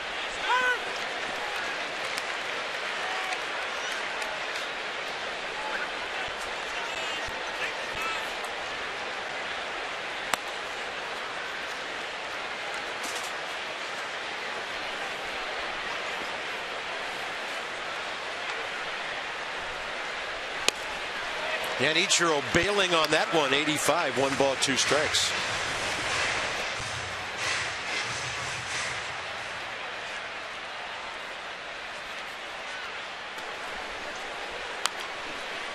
Off-speed pitch over by the Nats dugout.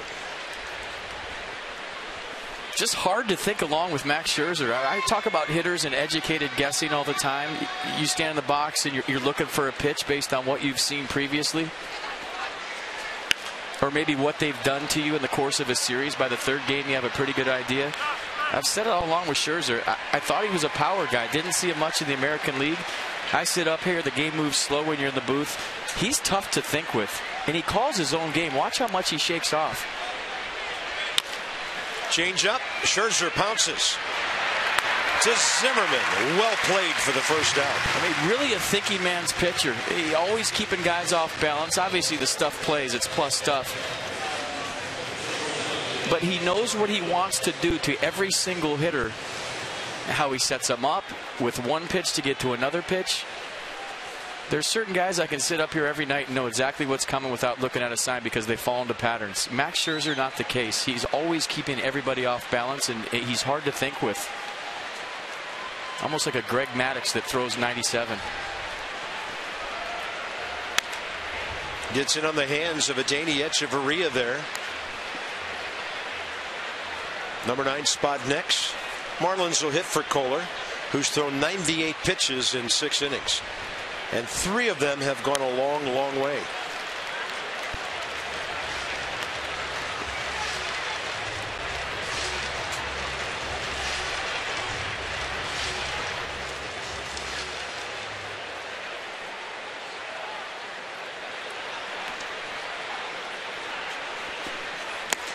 Challenge fastball at 96. Strikeout number 9. That was some good old-fashioned country hardball from Max Scherzer. Reached back 96 for strike 3. So off of a 95-mile-an-hour fastball, Scherzer just goes right down the middle with 96. Echeverria can't catch up. So 5 out of 6 starts with at least 8 strikeouts this year. This is his second in the last 4 with 9. And he struck out 10 Mets, losing to Matt Harvey last Friday. In my experiences, the good ones go closer mode, meaning when they have the lead, they become their own closer. I got this, take the day off.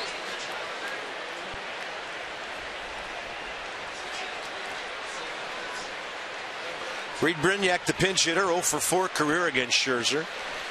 And his 3rd appearance of this series. He hasn't had a pinch hit yet.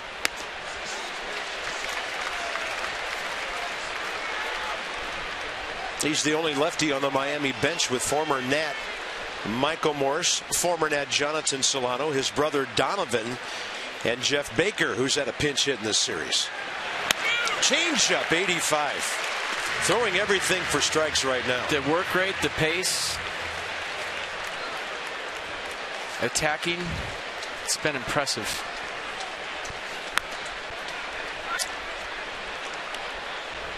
He arrives at 100 pitches with 2 outs in the 7th. Season high in pitches, 102 at Philadelphia, April 12th.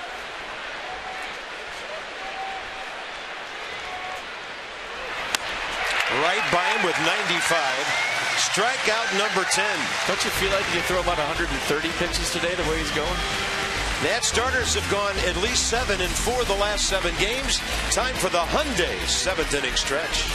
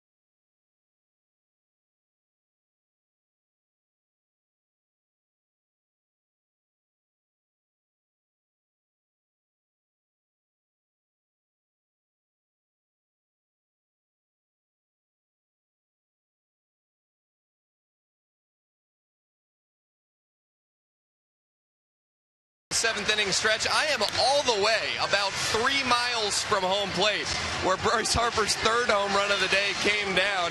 I'm thinking I'm just going to hang out here, wait to see if he can crush a 4th one into this territory. Maybe grab a hot dog and a beverage while I'm up here. But let's take you to your PNC minor league report. Jose Valverde joined AAA Syracuse today after spending time building up arm strength down in Vieira. The Nats have gotten good reports on the 37-year-old. They say he's thrown in the mid-90s, and GM Mike Rizzo has a history with Valverde.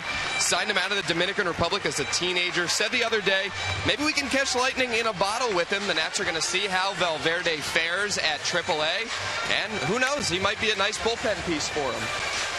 Yeah, very experienced closer. If that's your last report today, Dan, you should have a beverage and sit out there and get a glove on while you're at it. He's got post-game work to do, you know. These hands are good. I don't think I need a glove. You don't need a glove. Nah. But you do need a beverage. Drop the shades, drop the mic. I'm camped out, boys. Yeah, we'll see about that. Let's do it. This call to the bullpen package by the UPS Store, your one-stop shop. Sam Dyson, by the way, for all your small business needs. Let us handle your mailbox service needs. We love logistics.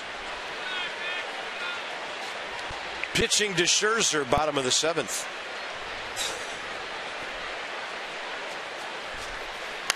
Yeah, running fastball averaging 95, slider change to go with it, but he's pretty much fastball. You saw how much he throws it. 13th appearance for Dyson.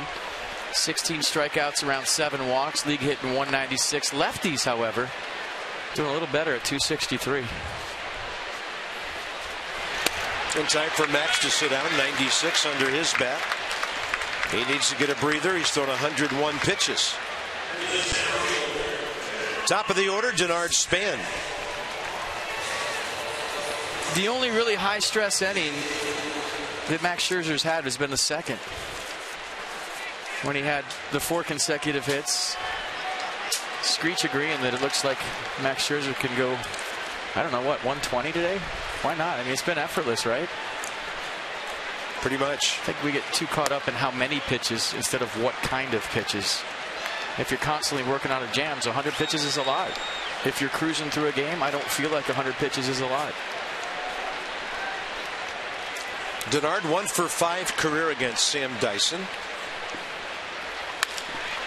And he's going to have a 2-hit day. Finally, the Nats hit one that D. Gordon cannot catch. He's had a great defensive series, and right now the battle of the leadoff guys. Denard has 1 more hit in these 3 games than does D. Gordon.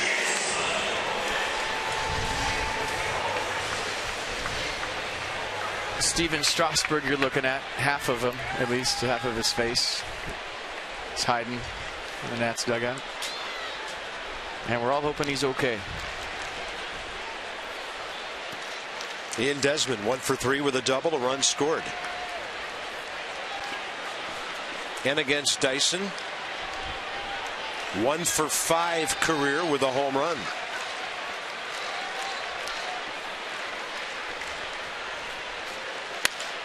And Desmond the opposite way, a multi-hit game for him. First and second, 1 out. And so now the very real possibility that Bryce Harper will bat here in the 7th inning. A nice piece of hitting by Ian Desmond. Got a fastball up, stayed inside of it, thinking about going that way. Denard Span on creates that hole. Desmond with second hitter 101 batting right there, hitting behind the runner. That was nice.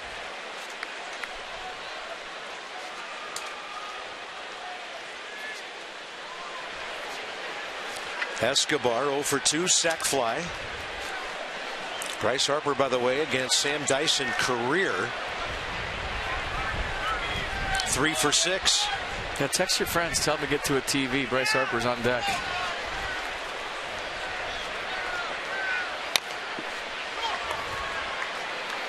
I'm just thinking about Dyson, and you saw the percentage of fastballs card. Bryce going to get a heater right here.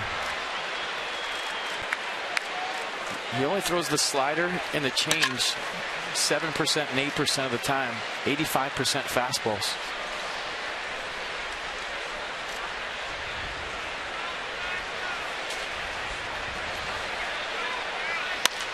Escobar to the gap in right center. Span scores easily. Desmond to third. The Nats add on a run. It's 6-2 here in the 7th, and Bryce Harper will bat with 2 men on. Well, the best thing about that, it was a single for Yunel Escobar. If he stretches that into a double, it allows the Marlins to pitch around Bryce Harper in a one-out situation. Now with Escobar at first, listen to the ovation for Bryce Harper. He gets to hit.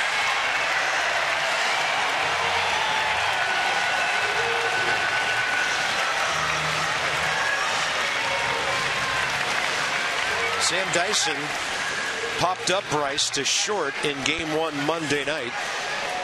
And as mentioned, Harper 3 for 6 career against him. Well, here we go. 3 for 3, 3 home runs. Everybody on their feet here at Nats Park. They want 4.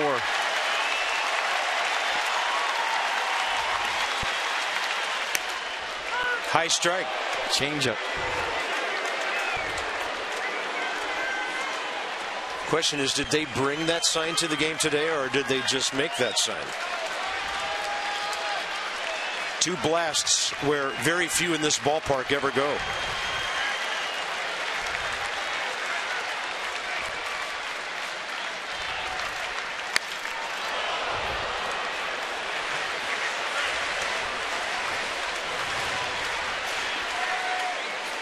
'97, 101, 104. Yeah, the first one opposite field. That's 300 miles an hour of home runs.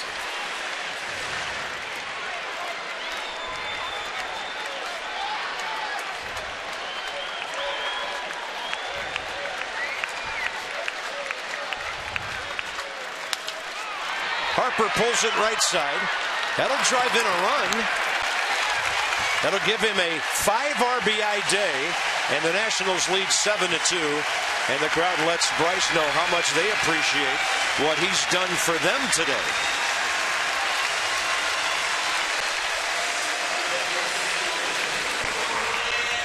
Productive out.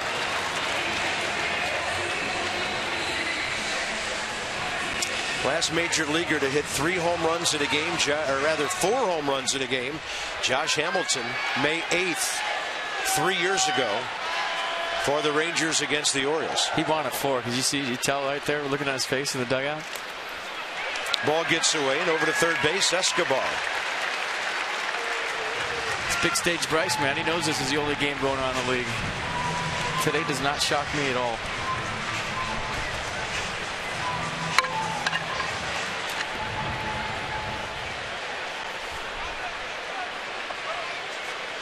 Ryan Zimmerman, 1 for 3 today.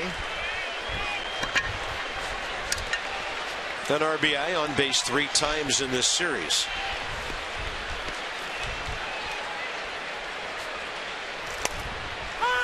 97 with run and sink.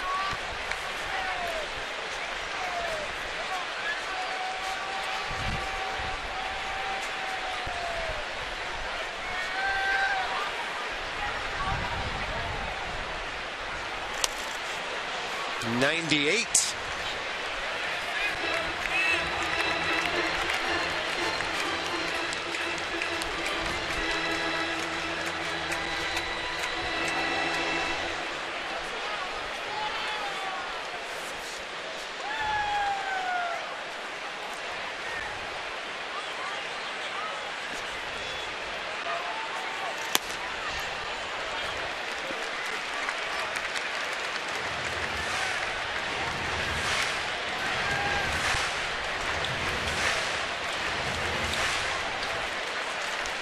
Outfield around to the right. Big gap left center. A lot of room left field line. Hard to pull this right-hander. And a 2-2. Zimmerman goes the other way. And Justin Bourne takes care of that. But a big seventh inning for the Nats. Harper an RBI. Escobar won.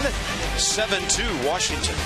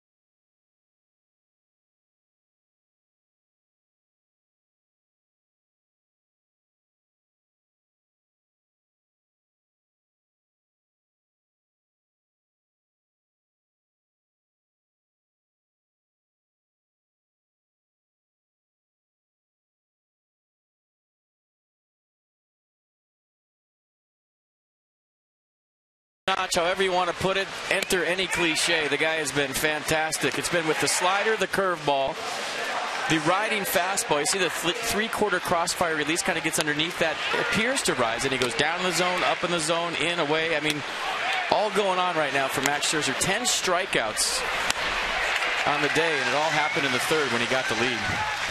That's what the great ones do. Give me the lead, and that's all I need. All about Bryce's bat. Denard Spans had a good day.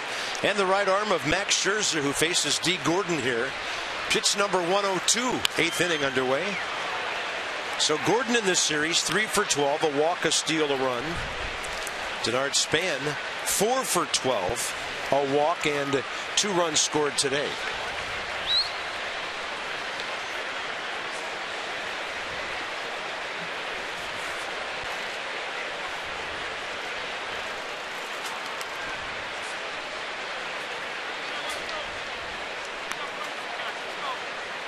Bryce Harper do a 8th in the 8th inning, in case you're wondering. Never know.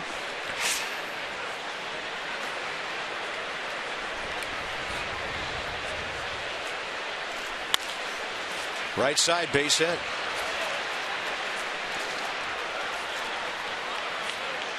Gordon aboard, 8th inning. They're down by 5. Prado, Stanton, Ozuna, the next 3. All right, Nats fans, pick 4 games, and guess what? You get 1 free. That's with the new Fans Choice Flex Pack. To pick your games right now, go to nationals.com/flex. All right, Ryan, we're good. Martin Prado, 2 for 3.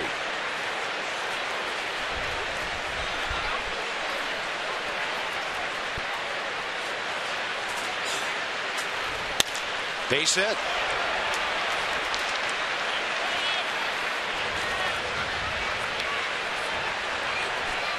To this point, the Nats have kept Giancarlo Stanton from producing any runs in this series. He's 1 for 11, and he could make this a little too interesting in a hurry as Tanner Roark is up in the Nats bullpen. Steve McCanny, not Matt Williams. Going to come out and give him a blow right here. Give Tanner Roark a few more pitches. Maybe to face Marcell Ozuna. Max Scherzer has 1 complete game in his career, a shutout. But as we mentioned earlier, for the last 7 games now, the Washington starter has gone at least 7. He's okay for now.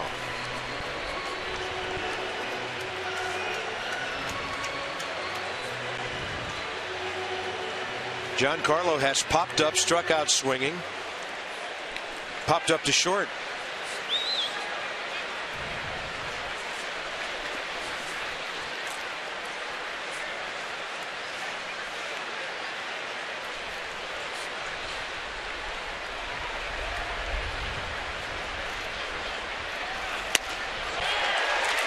.95 away from the right-hander. Did you see that? I mean, that was pitch number 106 at 95. They tried to bust Stanton in. When you throw mid to upper 90s, you can get away with a mistake. That was right down the middle. If that's 90, it's on the street. He's been overmatching him with the slider time after time today.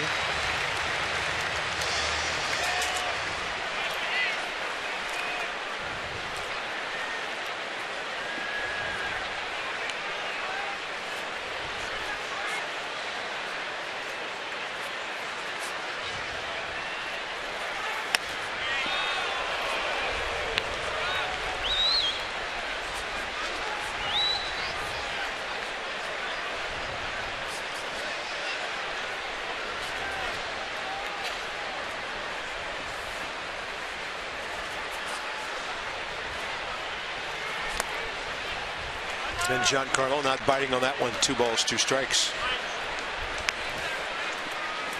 Career 23 homers, 66 RBIs against Washington pitching. Came to town with 13 extra base hits and 24 RBIs.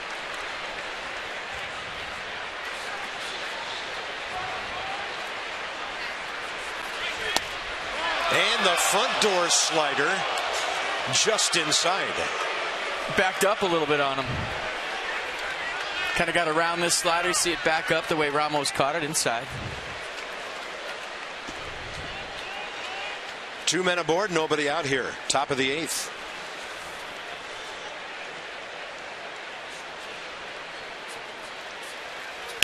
And Stanton hits one hard outside the bag at third.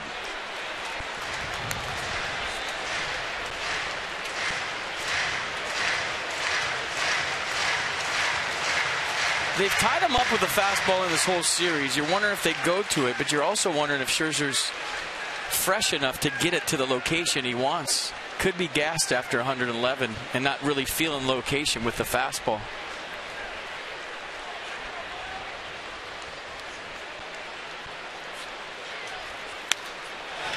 .96 down the middle.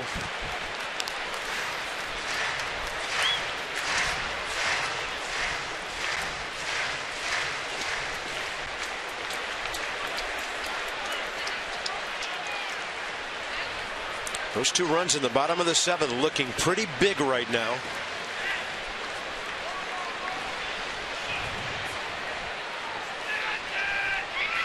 And a 3-2 challenge fastball again. It's almost like he knows this is his last hitter and he's leaving nothing in the tank. And here's my best bolt against your best bolt. Let's do this. I mean, there's no location in those last 2 pitches. Ramos is setting up right down the middle. Here it is. Let's dance.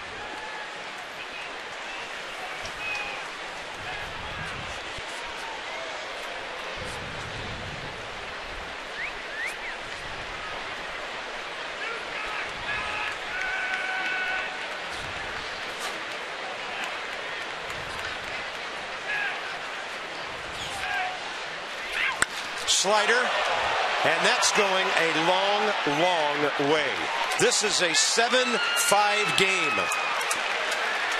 Nobody out, 8th inning. Giancarlo Stanton, 7th of the year, and the first damage he's done in this series.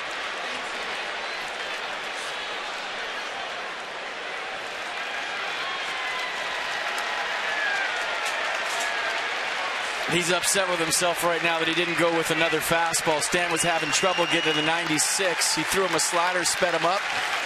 Didn't do a whole lot right down the middle. Stanton caught it out front, and we got a ball game. That ball was pummeled. Shouldn't take away from a great outing by Max Scherzer, though. He was nails here today. 6 outs for the bullpen to get.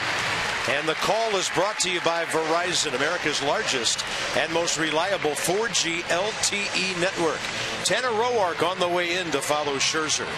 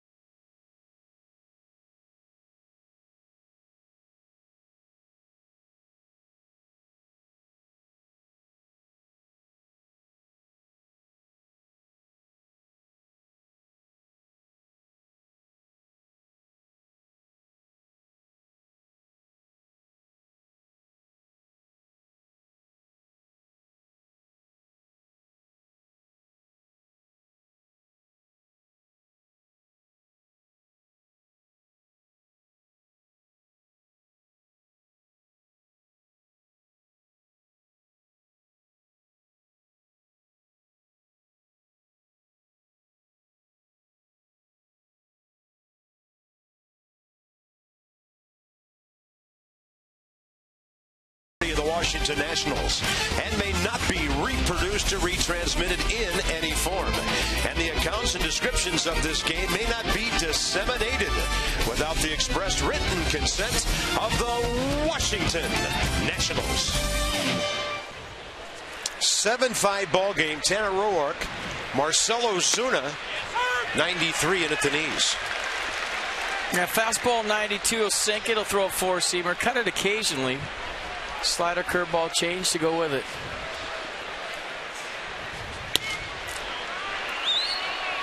Wilson Ramos is shocked that was not called a strike. First career save in the other night. Throwing 95 out of the pen.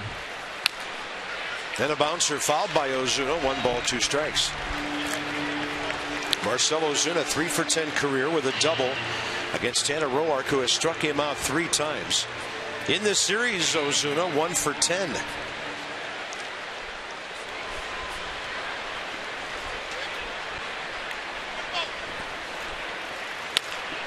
Took a little bit out of that bat with that off-speed pitch, and it's off the bag, and Ryan Zimmerman makes the tag on the sidearm throw by Escobar.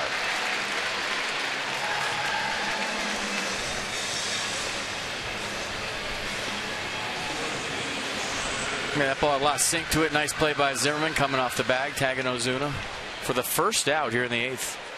Next up, Justin Bour. He'll face Roark for the first time. The George Mason alum, 1 for 3 today, and 2 for 8 with a homer, a walk in the series.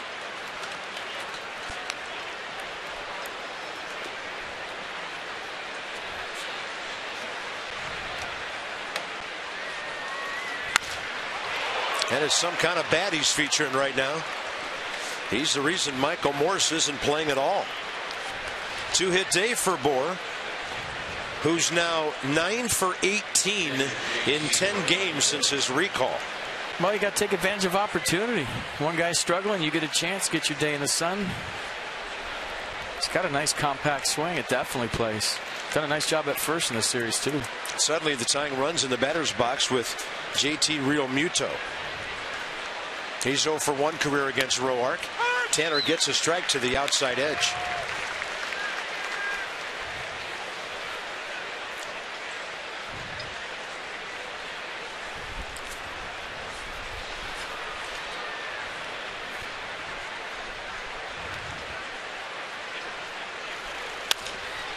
Out to left center. Not catchable. Span on a hop. The Nats were playing deep. Nobody even close to getting to it. First and second, tying runs on base.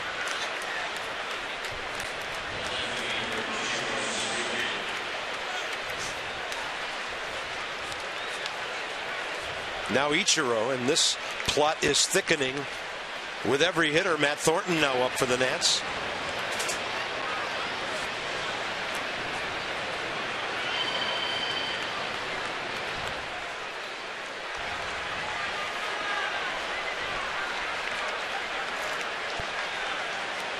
Ichiro 1 for 3 with an RBI single.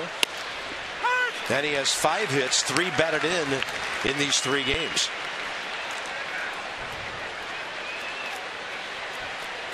He's got sneaky pull side pop too.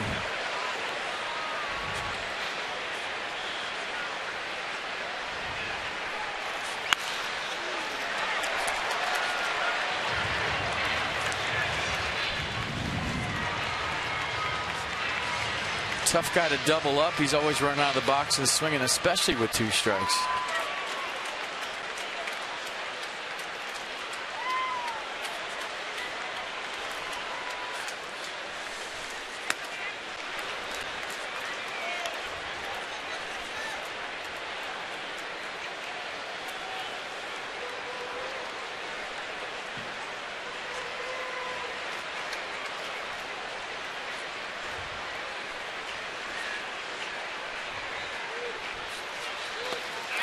In the dirt. And you won't see Ichiro Suzuki strike out in that fashion very often. 2 outs. That was a dirty curveball by Tanner Roark. Bottom dropped out of this late too. This had wiffle ball action to it. Check it out. 78 miles an hour straight down, and all at the last second. Nice block by Ramos too, by the way. Tough guy to strike out. Nasty pitch from Roark. Nicely done. 8th man to bat in the inning. The shortstop, Adeiny Echeverria. 3 career hits against Roark and 13 at bats. That was a centimeter away from the tie and run getting to second base.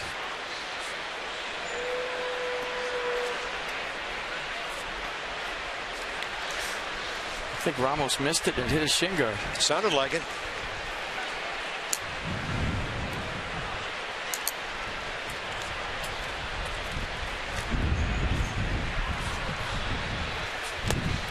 Then he picks that one. Short hop, backhand side.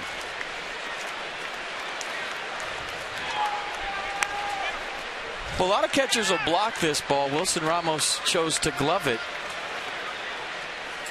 and keep the runners right where they're at.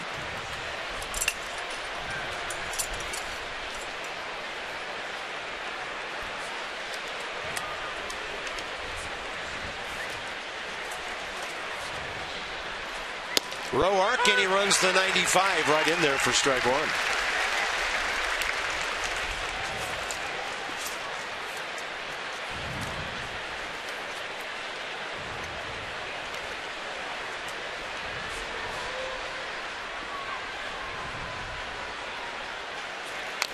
Echeverria with a check swing. He has an RBI today. He's hitting over 400 in Marlins road games this year. Tough out. We talk about this often, FP. Sometimes the way things shake out, the save takes place in the 8th inning. Could be the case here. A lot of work to do to get 4 more outs. If you get it out here, the save's definitely going to take place in the 9th if that big guy comes around one more time. Yeah, they'd have to get 1 guy on base. That's why this at-bat's important in a number of ways. You need a 3rd out if you're the Nats. And it keeps Stanton 4 hitters away instead of 3 in the 9th.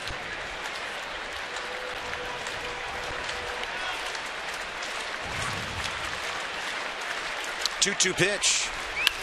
Echeverria pulls it. That's fair. And it puts Escobar right to the bag for a big out. So Stanton brings in 3. 2-run game, middle of the 8th inning.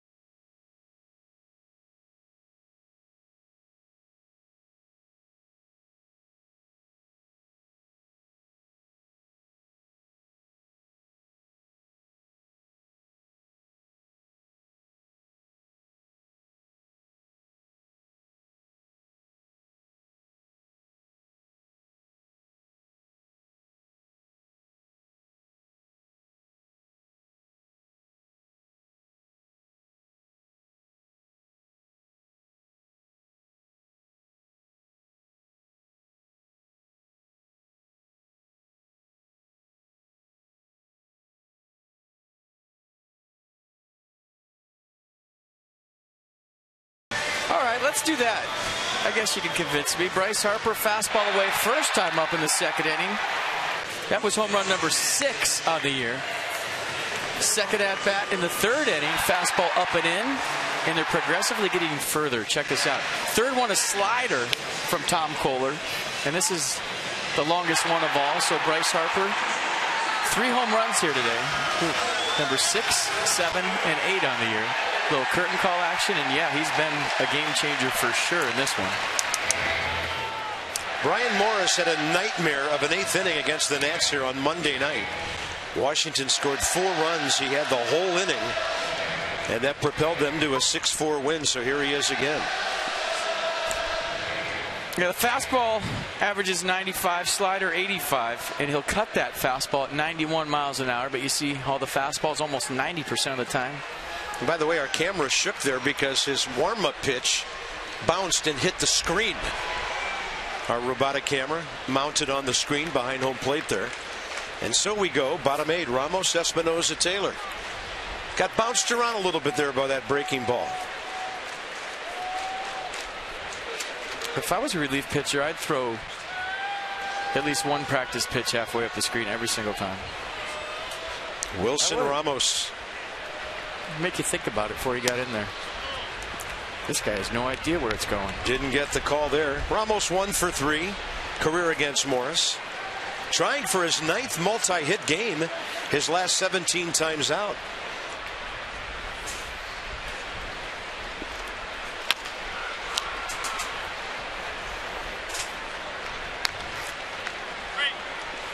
$17 for 42 now on his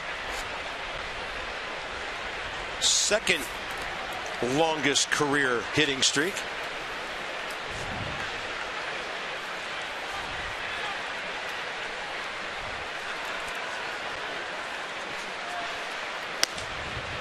Laid off the curveball, hanging up and in, 2-1.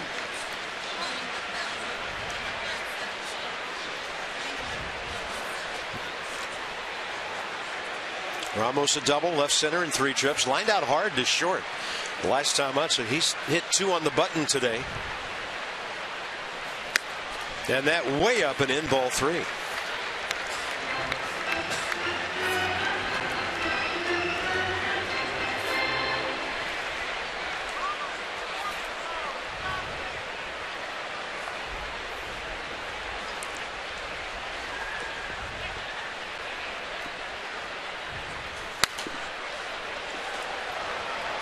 Foul ball into the crowd of 31,417 today.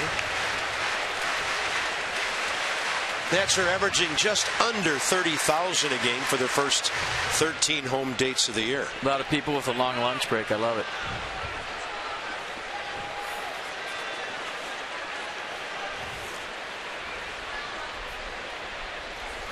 Ramos up the middle, and there's another multi-hit game for the Nats catcher. His 9th.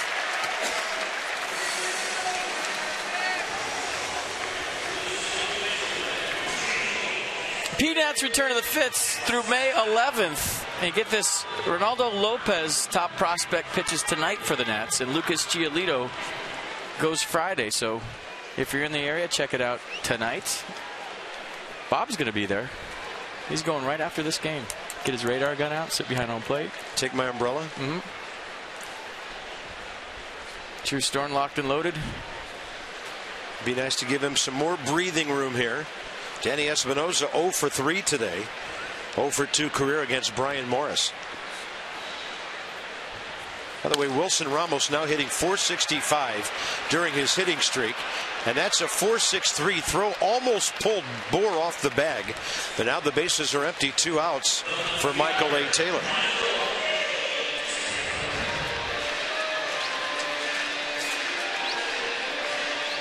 That's one that D. Gordon in the future will probably take by himself. When you're that close and you flip it, usually bad things happen, but they turned it right there.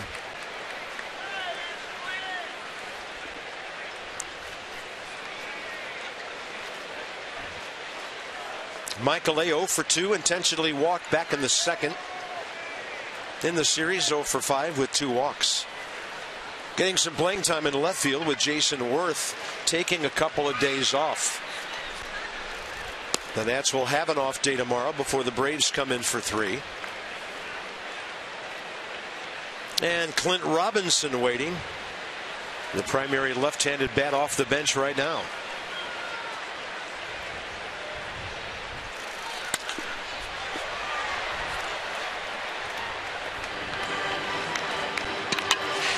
One thing not to be lost in all of this, the amazing job again Tanner Roark does in the late innings. He comes in, gets 3 outs, did give up a couple of hits, won a bloop. But he makes it possible for the Nats to hold on to that lead heading into the 9th. Boy, he's been put in big situations lately, and it's good to see. He was such a big part of this ball club in 2014, a 15-game winner.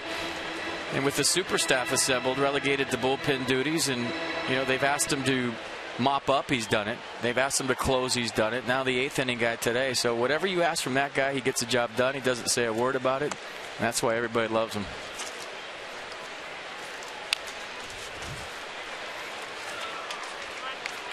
Plus his stuff is pretty good too. That helps. I mean, he throws strikes all the time. You just never see a 25-pitch inning with 2 walks from him.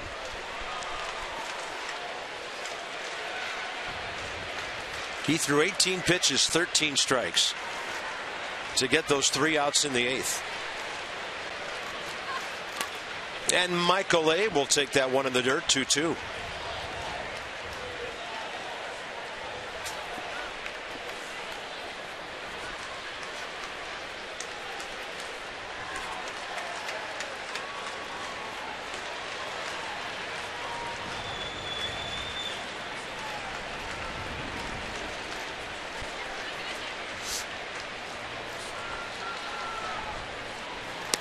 Taylor on the slider, did not go. Counts full.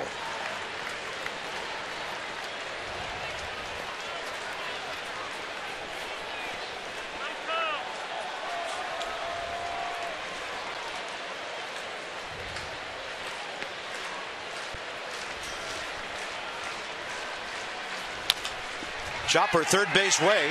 That's a base hit all the way for Michael A. Taylor. And now we'll see if the Nats turn him loose with 2 outs.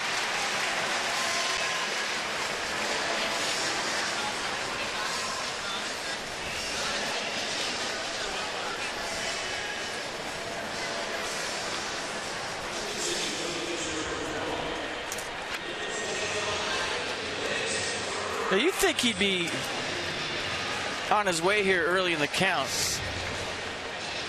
So you get some times on Morris and see what his delivery's like to the plate. Glenn Robinson facing Brian Morse for the first time in this series. 0 for 1 as a pinch hitter with a walk. And Robinson overall 2 for 10 with an RBI as a pinch batter.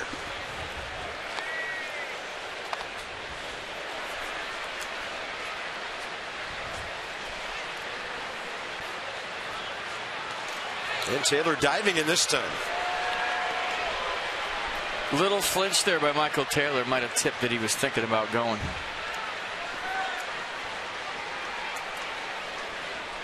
Very close.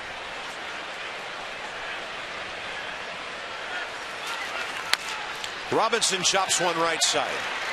D. Gordon takes care of that. So here we go. Drew Storen's had a couple of days off. He'll be fresh. The Marlins down by 2. 3 big outs to get for the Nats.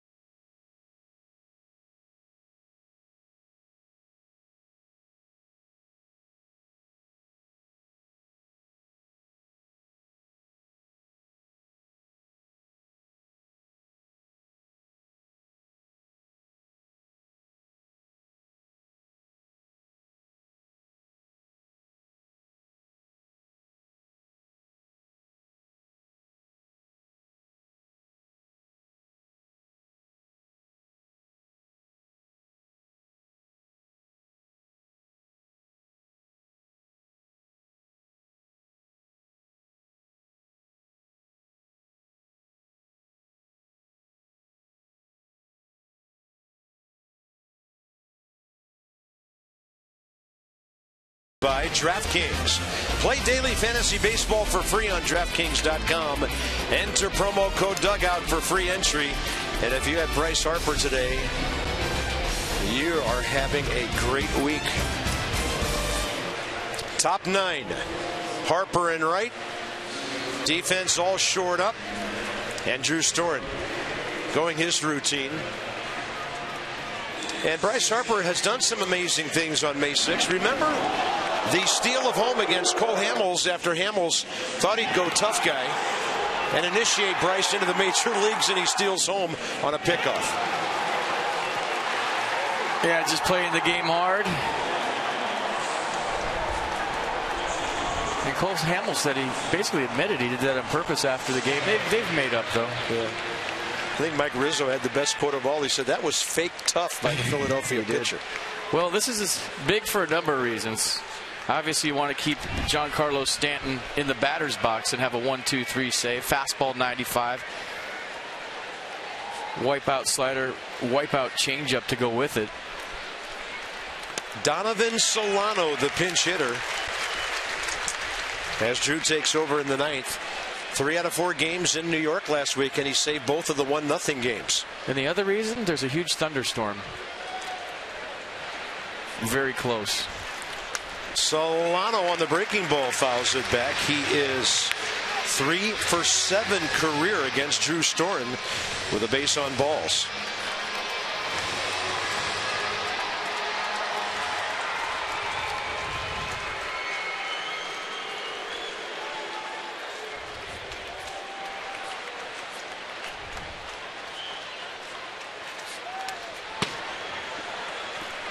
Good take by Solano. Killer slider off the advertising board.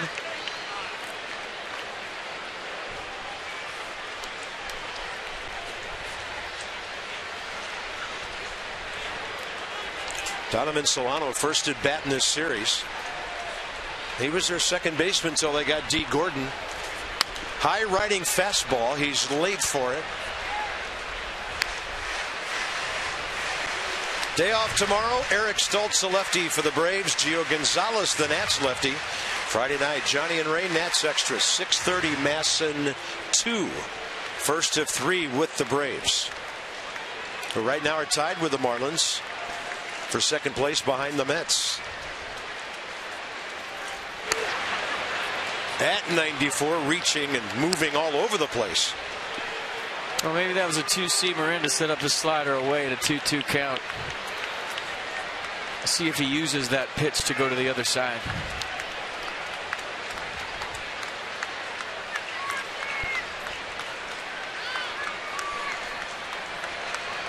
And the 2-2 up and in. Home plate umpire Ryan Blackney says it hit Donovan Solano.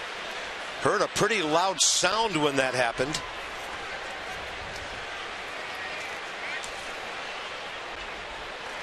And Drew Storen just letting a couple of heaters get way away from him. Well, that's not the way he wanted this save opportunity to start, that's for sure. That was maybe a changeup at 88 that got away. Let's see where it got him. Back wrist, back forearm. Now barring a double play, Giancarlo Stanton bats in this game. Here's D. Gordon. Gordon is 3 for 3 career against Storen. And Drew flies open on another fastball. Yeah, he's quick. Front side's quick. Arms trailing.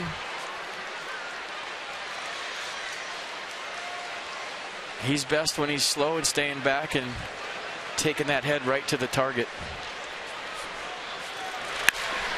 Ball slapped to left. That was a changeup, sitting belt high. First 2 Marlins aboard here in the 9th. First Prado and then Stanton. And D. Gordon now 3 hits in a row after the Nats had him 2 for 11 in this series. But this is where, as a closer with experience under your belt, that you have to slow the game down. Things are going fast right now. You come in, it's a 2-run save opportunity. You drill the first guy, you give up a base hit. There's a large human being on the on-deck circle that hits the ball far. You have to have that ability, because you've been there and done that, to slow the game down right now. Whatever Drew Storen has to do that, whether that's talk to your teammates, step back off the mound, throw a first pitch slider to get your release point back out in front, whatever it is, you got to do it right here, right now. Yeah, got back in the strike zone there. Prado never has a hit, has had one against Drew. 3 for 4 day for Martin Prado. All of them to right field. Lays off the slider. 1 ball, 1 strike.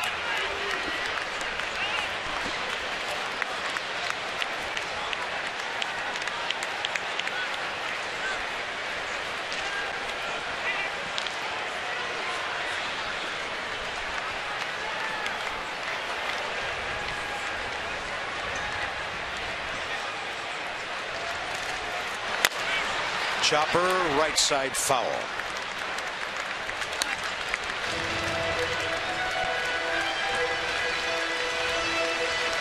Skies darkening. Temperature cooling off a bit here. And if you're wondering why Mike Redmond's not bunting right here, it takes the bat out of Giancarlo Stanton's hands. He probably doesn't want to play for a tie. He's thinking about a big inning with first and second, nobody out. Yeah, and he's got a guy in the batter's box with tremendous bat control. 1-2 pitch. Up and in, popped him up. Out is Espinosa. Who's taking charge? Harper. 1 out. Who else? And a big one.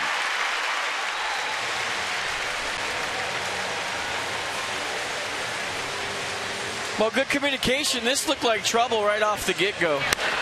Danny Espinosa kind of gets turned around a little bit. It's in no man's land. You're wondering if it's going to be Span or Harper. Harper probably called it the loudest and the longest. And a big first out. And here we go, Giancarlo Stanton. 3 for 15 with a home run career against Drew Storen. Drew has struck him out 6 times.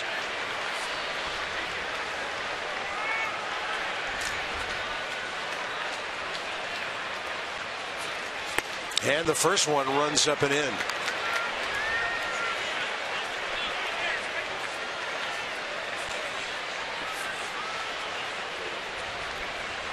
I usually say make him beat you the other way, but it really doesn't matter with Stanton. He's got power to all fields. Unreachable slider at 82, strike one. Fastball in, slider away. Now Stanton's thinking, are they going to come in again, or are they going to go with that slider again? Drew Storen could do either right here. Good pitch.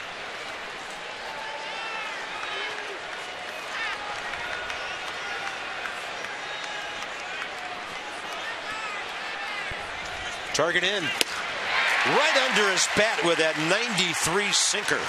Strike two. That takes nerves of steel. I mean, if you're going to go into this guy this time of game, watch this, folks. Watch the bottom drop out of this sinker at the end. No way Stanton can get to it. I say go there again. One more time. Slider way's open too, but I like the fastball in. 1 ball, 2 strikes. Slider got him. The Drew Storen killer slider. 2 down. Whew. Now it's Ozuna. Pretty good sequence here. I like the first pitch. It set up the whole at-bat. 94, move his feet. Now he's not comfortable. Slider away. Front side opens up. Can't get to it. Nasty sinker down in. To the slider away. Textbook right there. Drew Storen executing the game plan. Exactly what I'm talking about. Things starting to get going fast. Slowing the game down. Getting a big out in Giancarlo Stanton. 7th time he has struck out Stanton career. Here's Ozuna. First pitch slider, strike one. Marcell Ozuna, 3 for 5 career against Drew. Crowd of over 31,000 standing. They've seen Bryce Harper hit 3 homers tonight. Now they're trying to hold on to the W here. Fastball up, it's out of play. Slider for the save right here.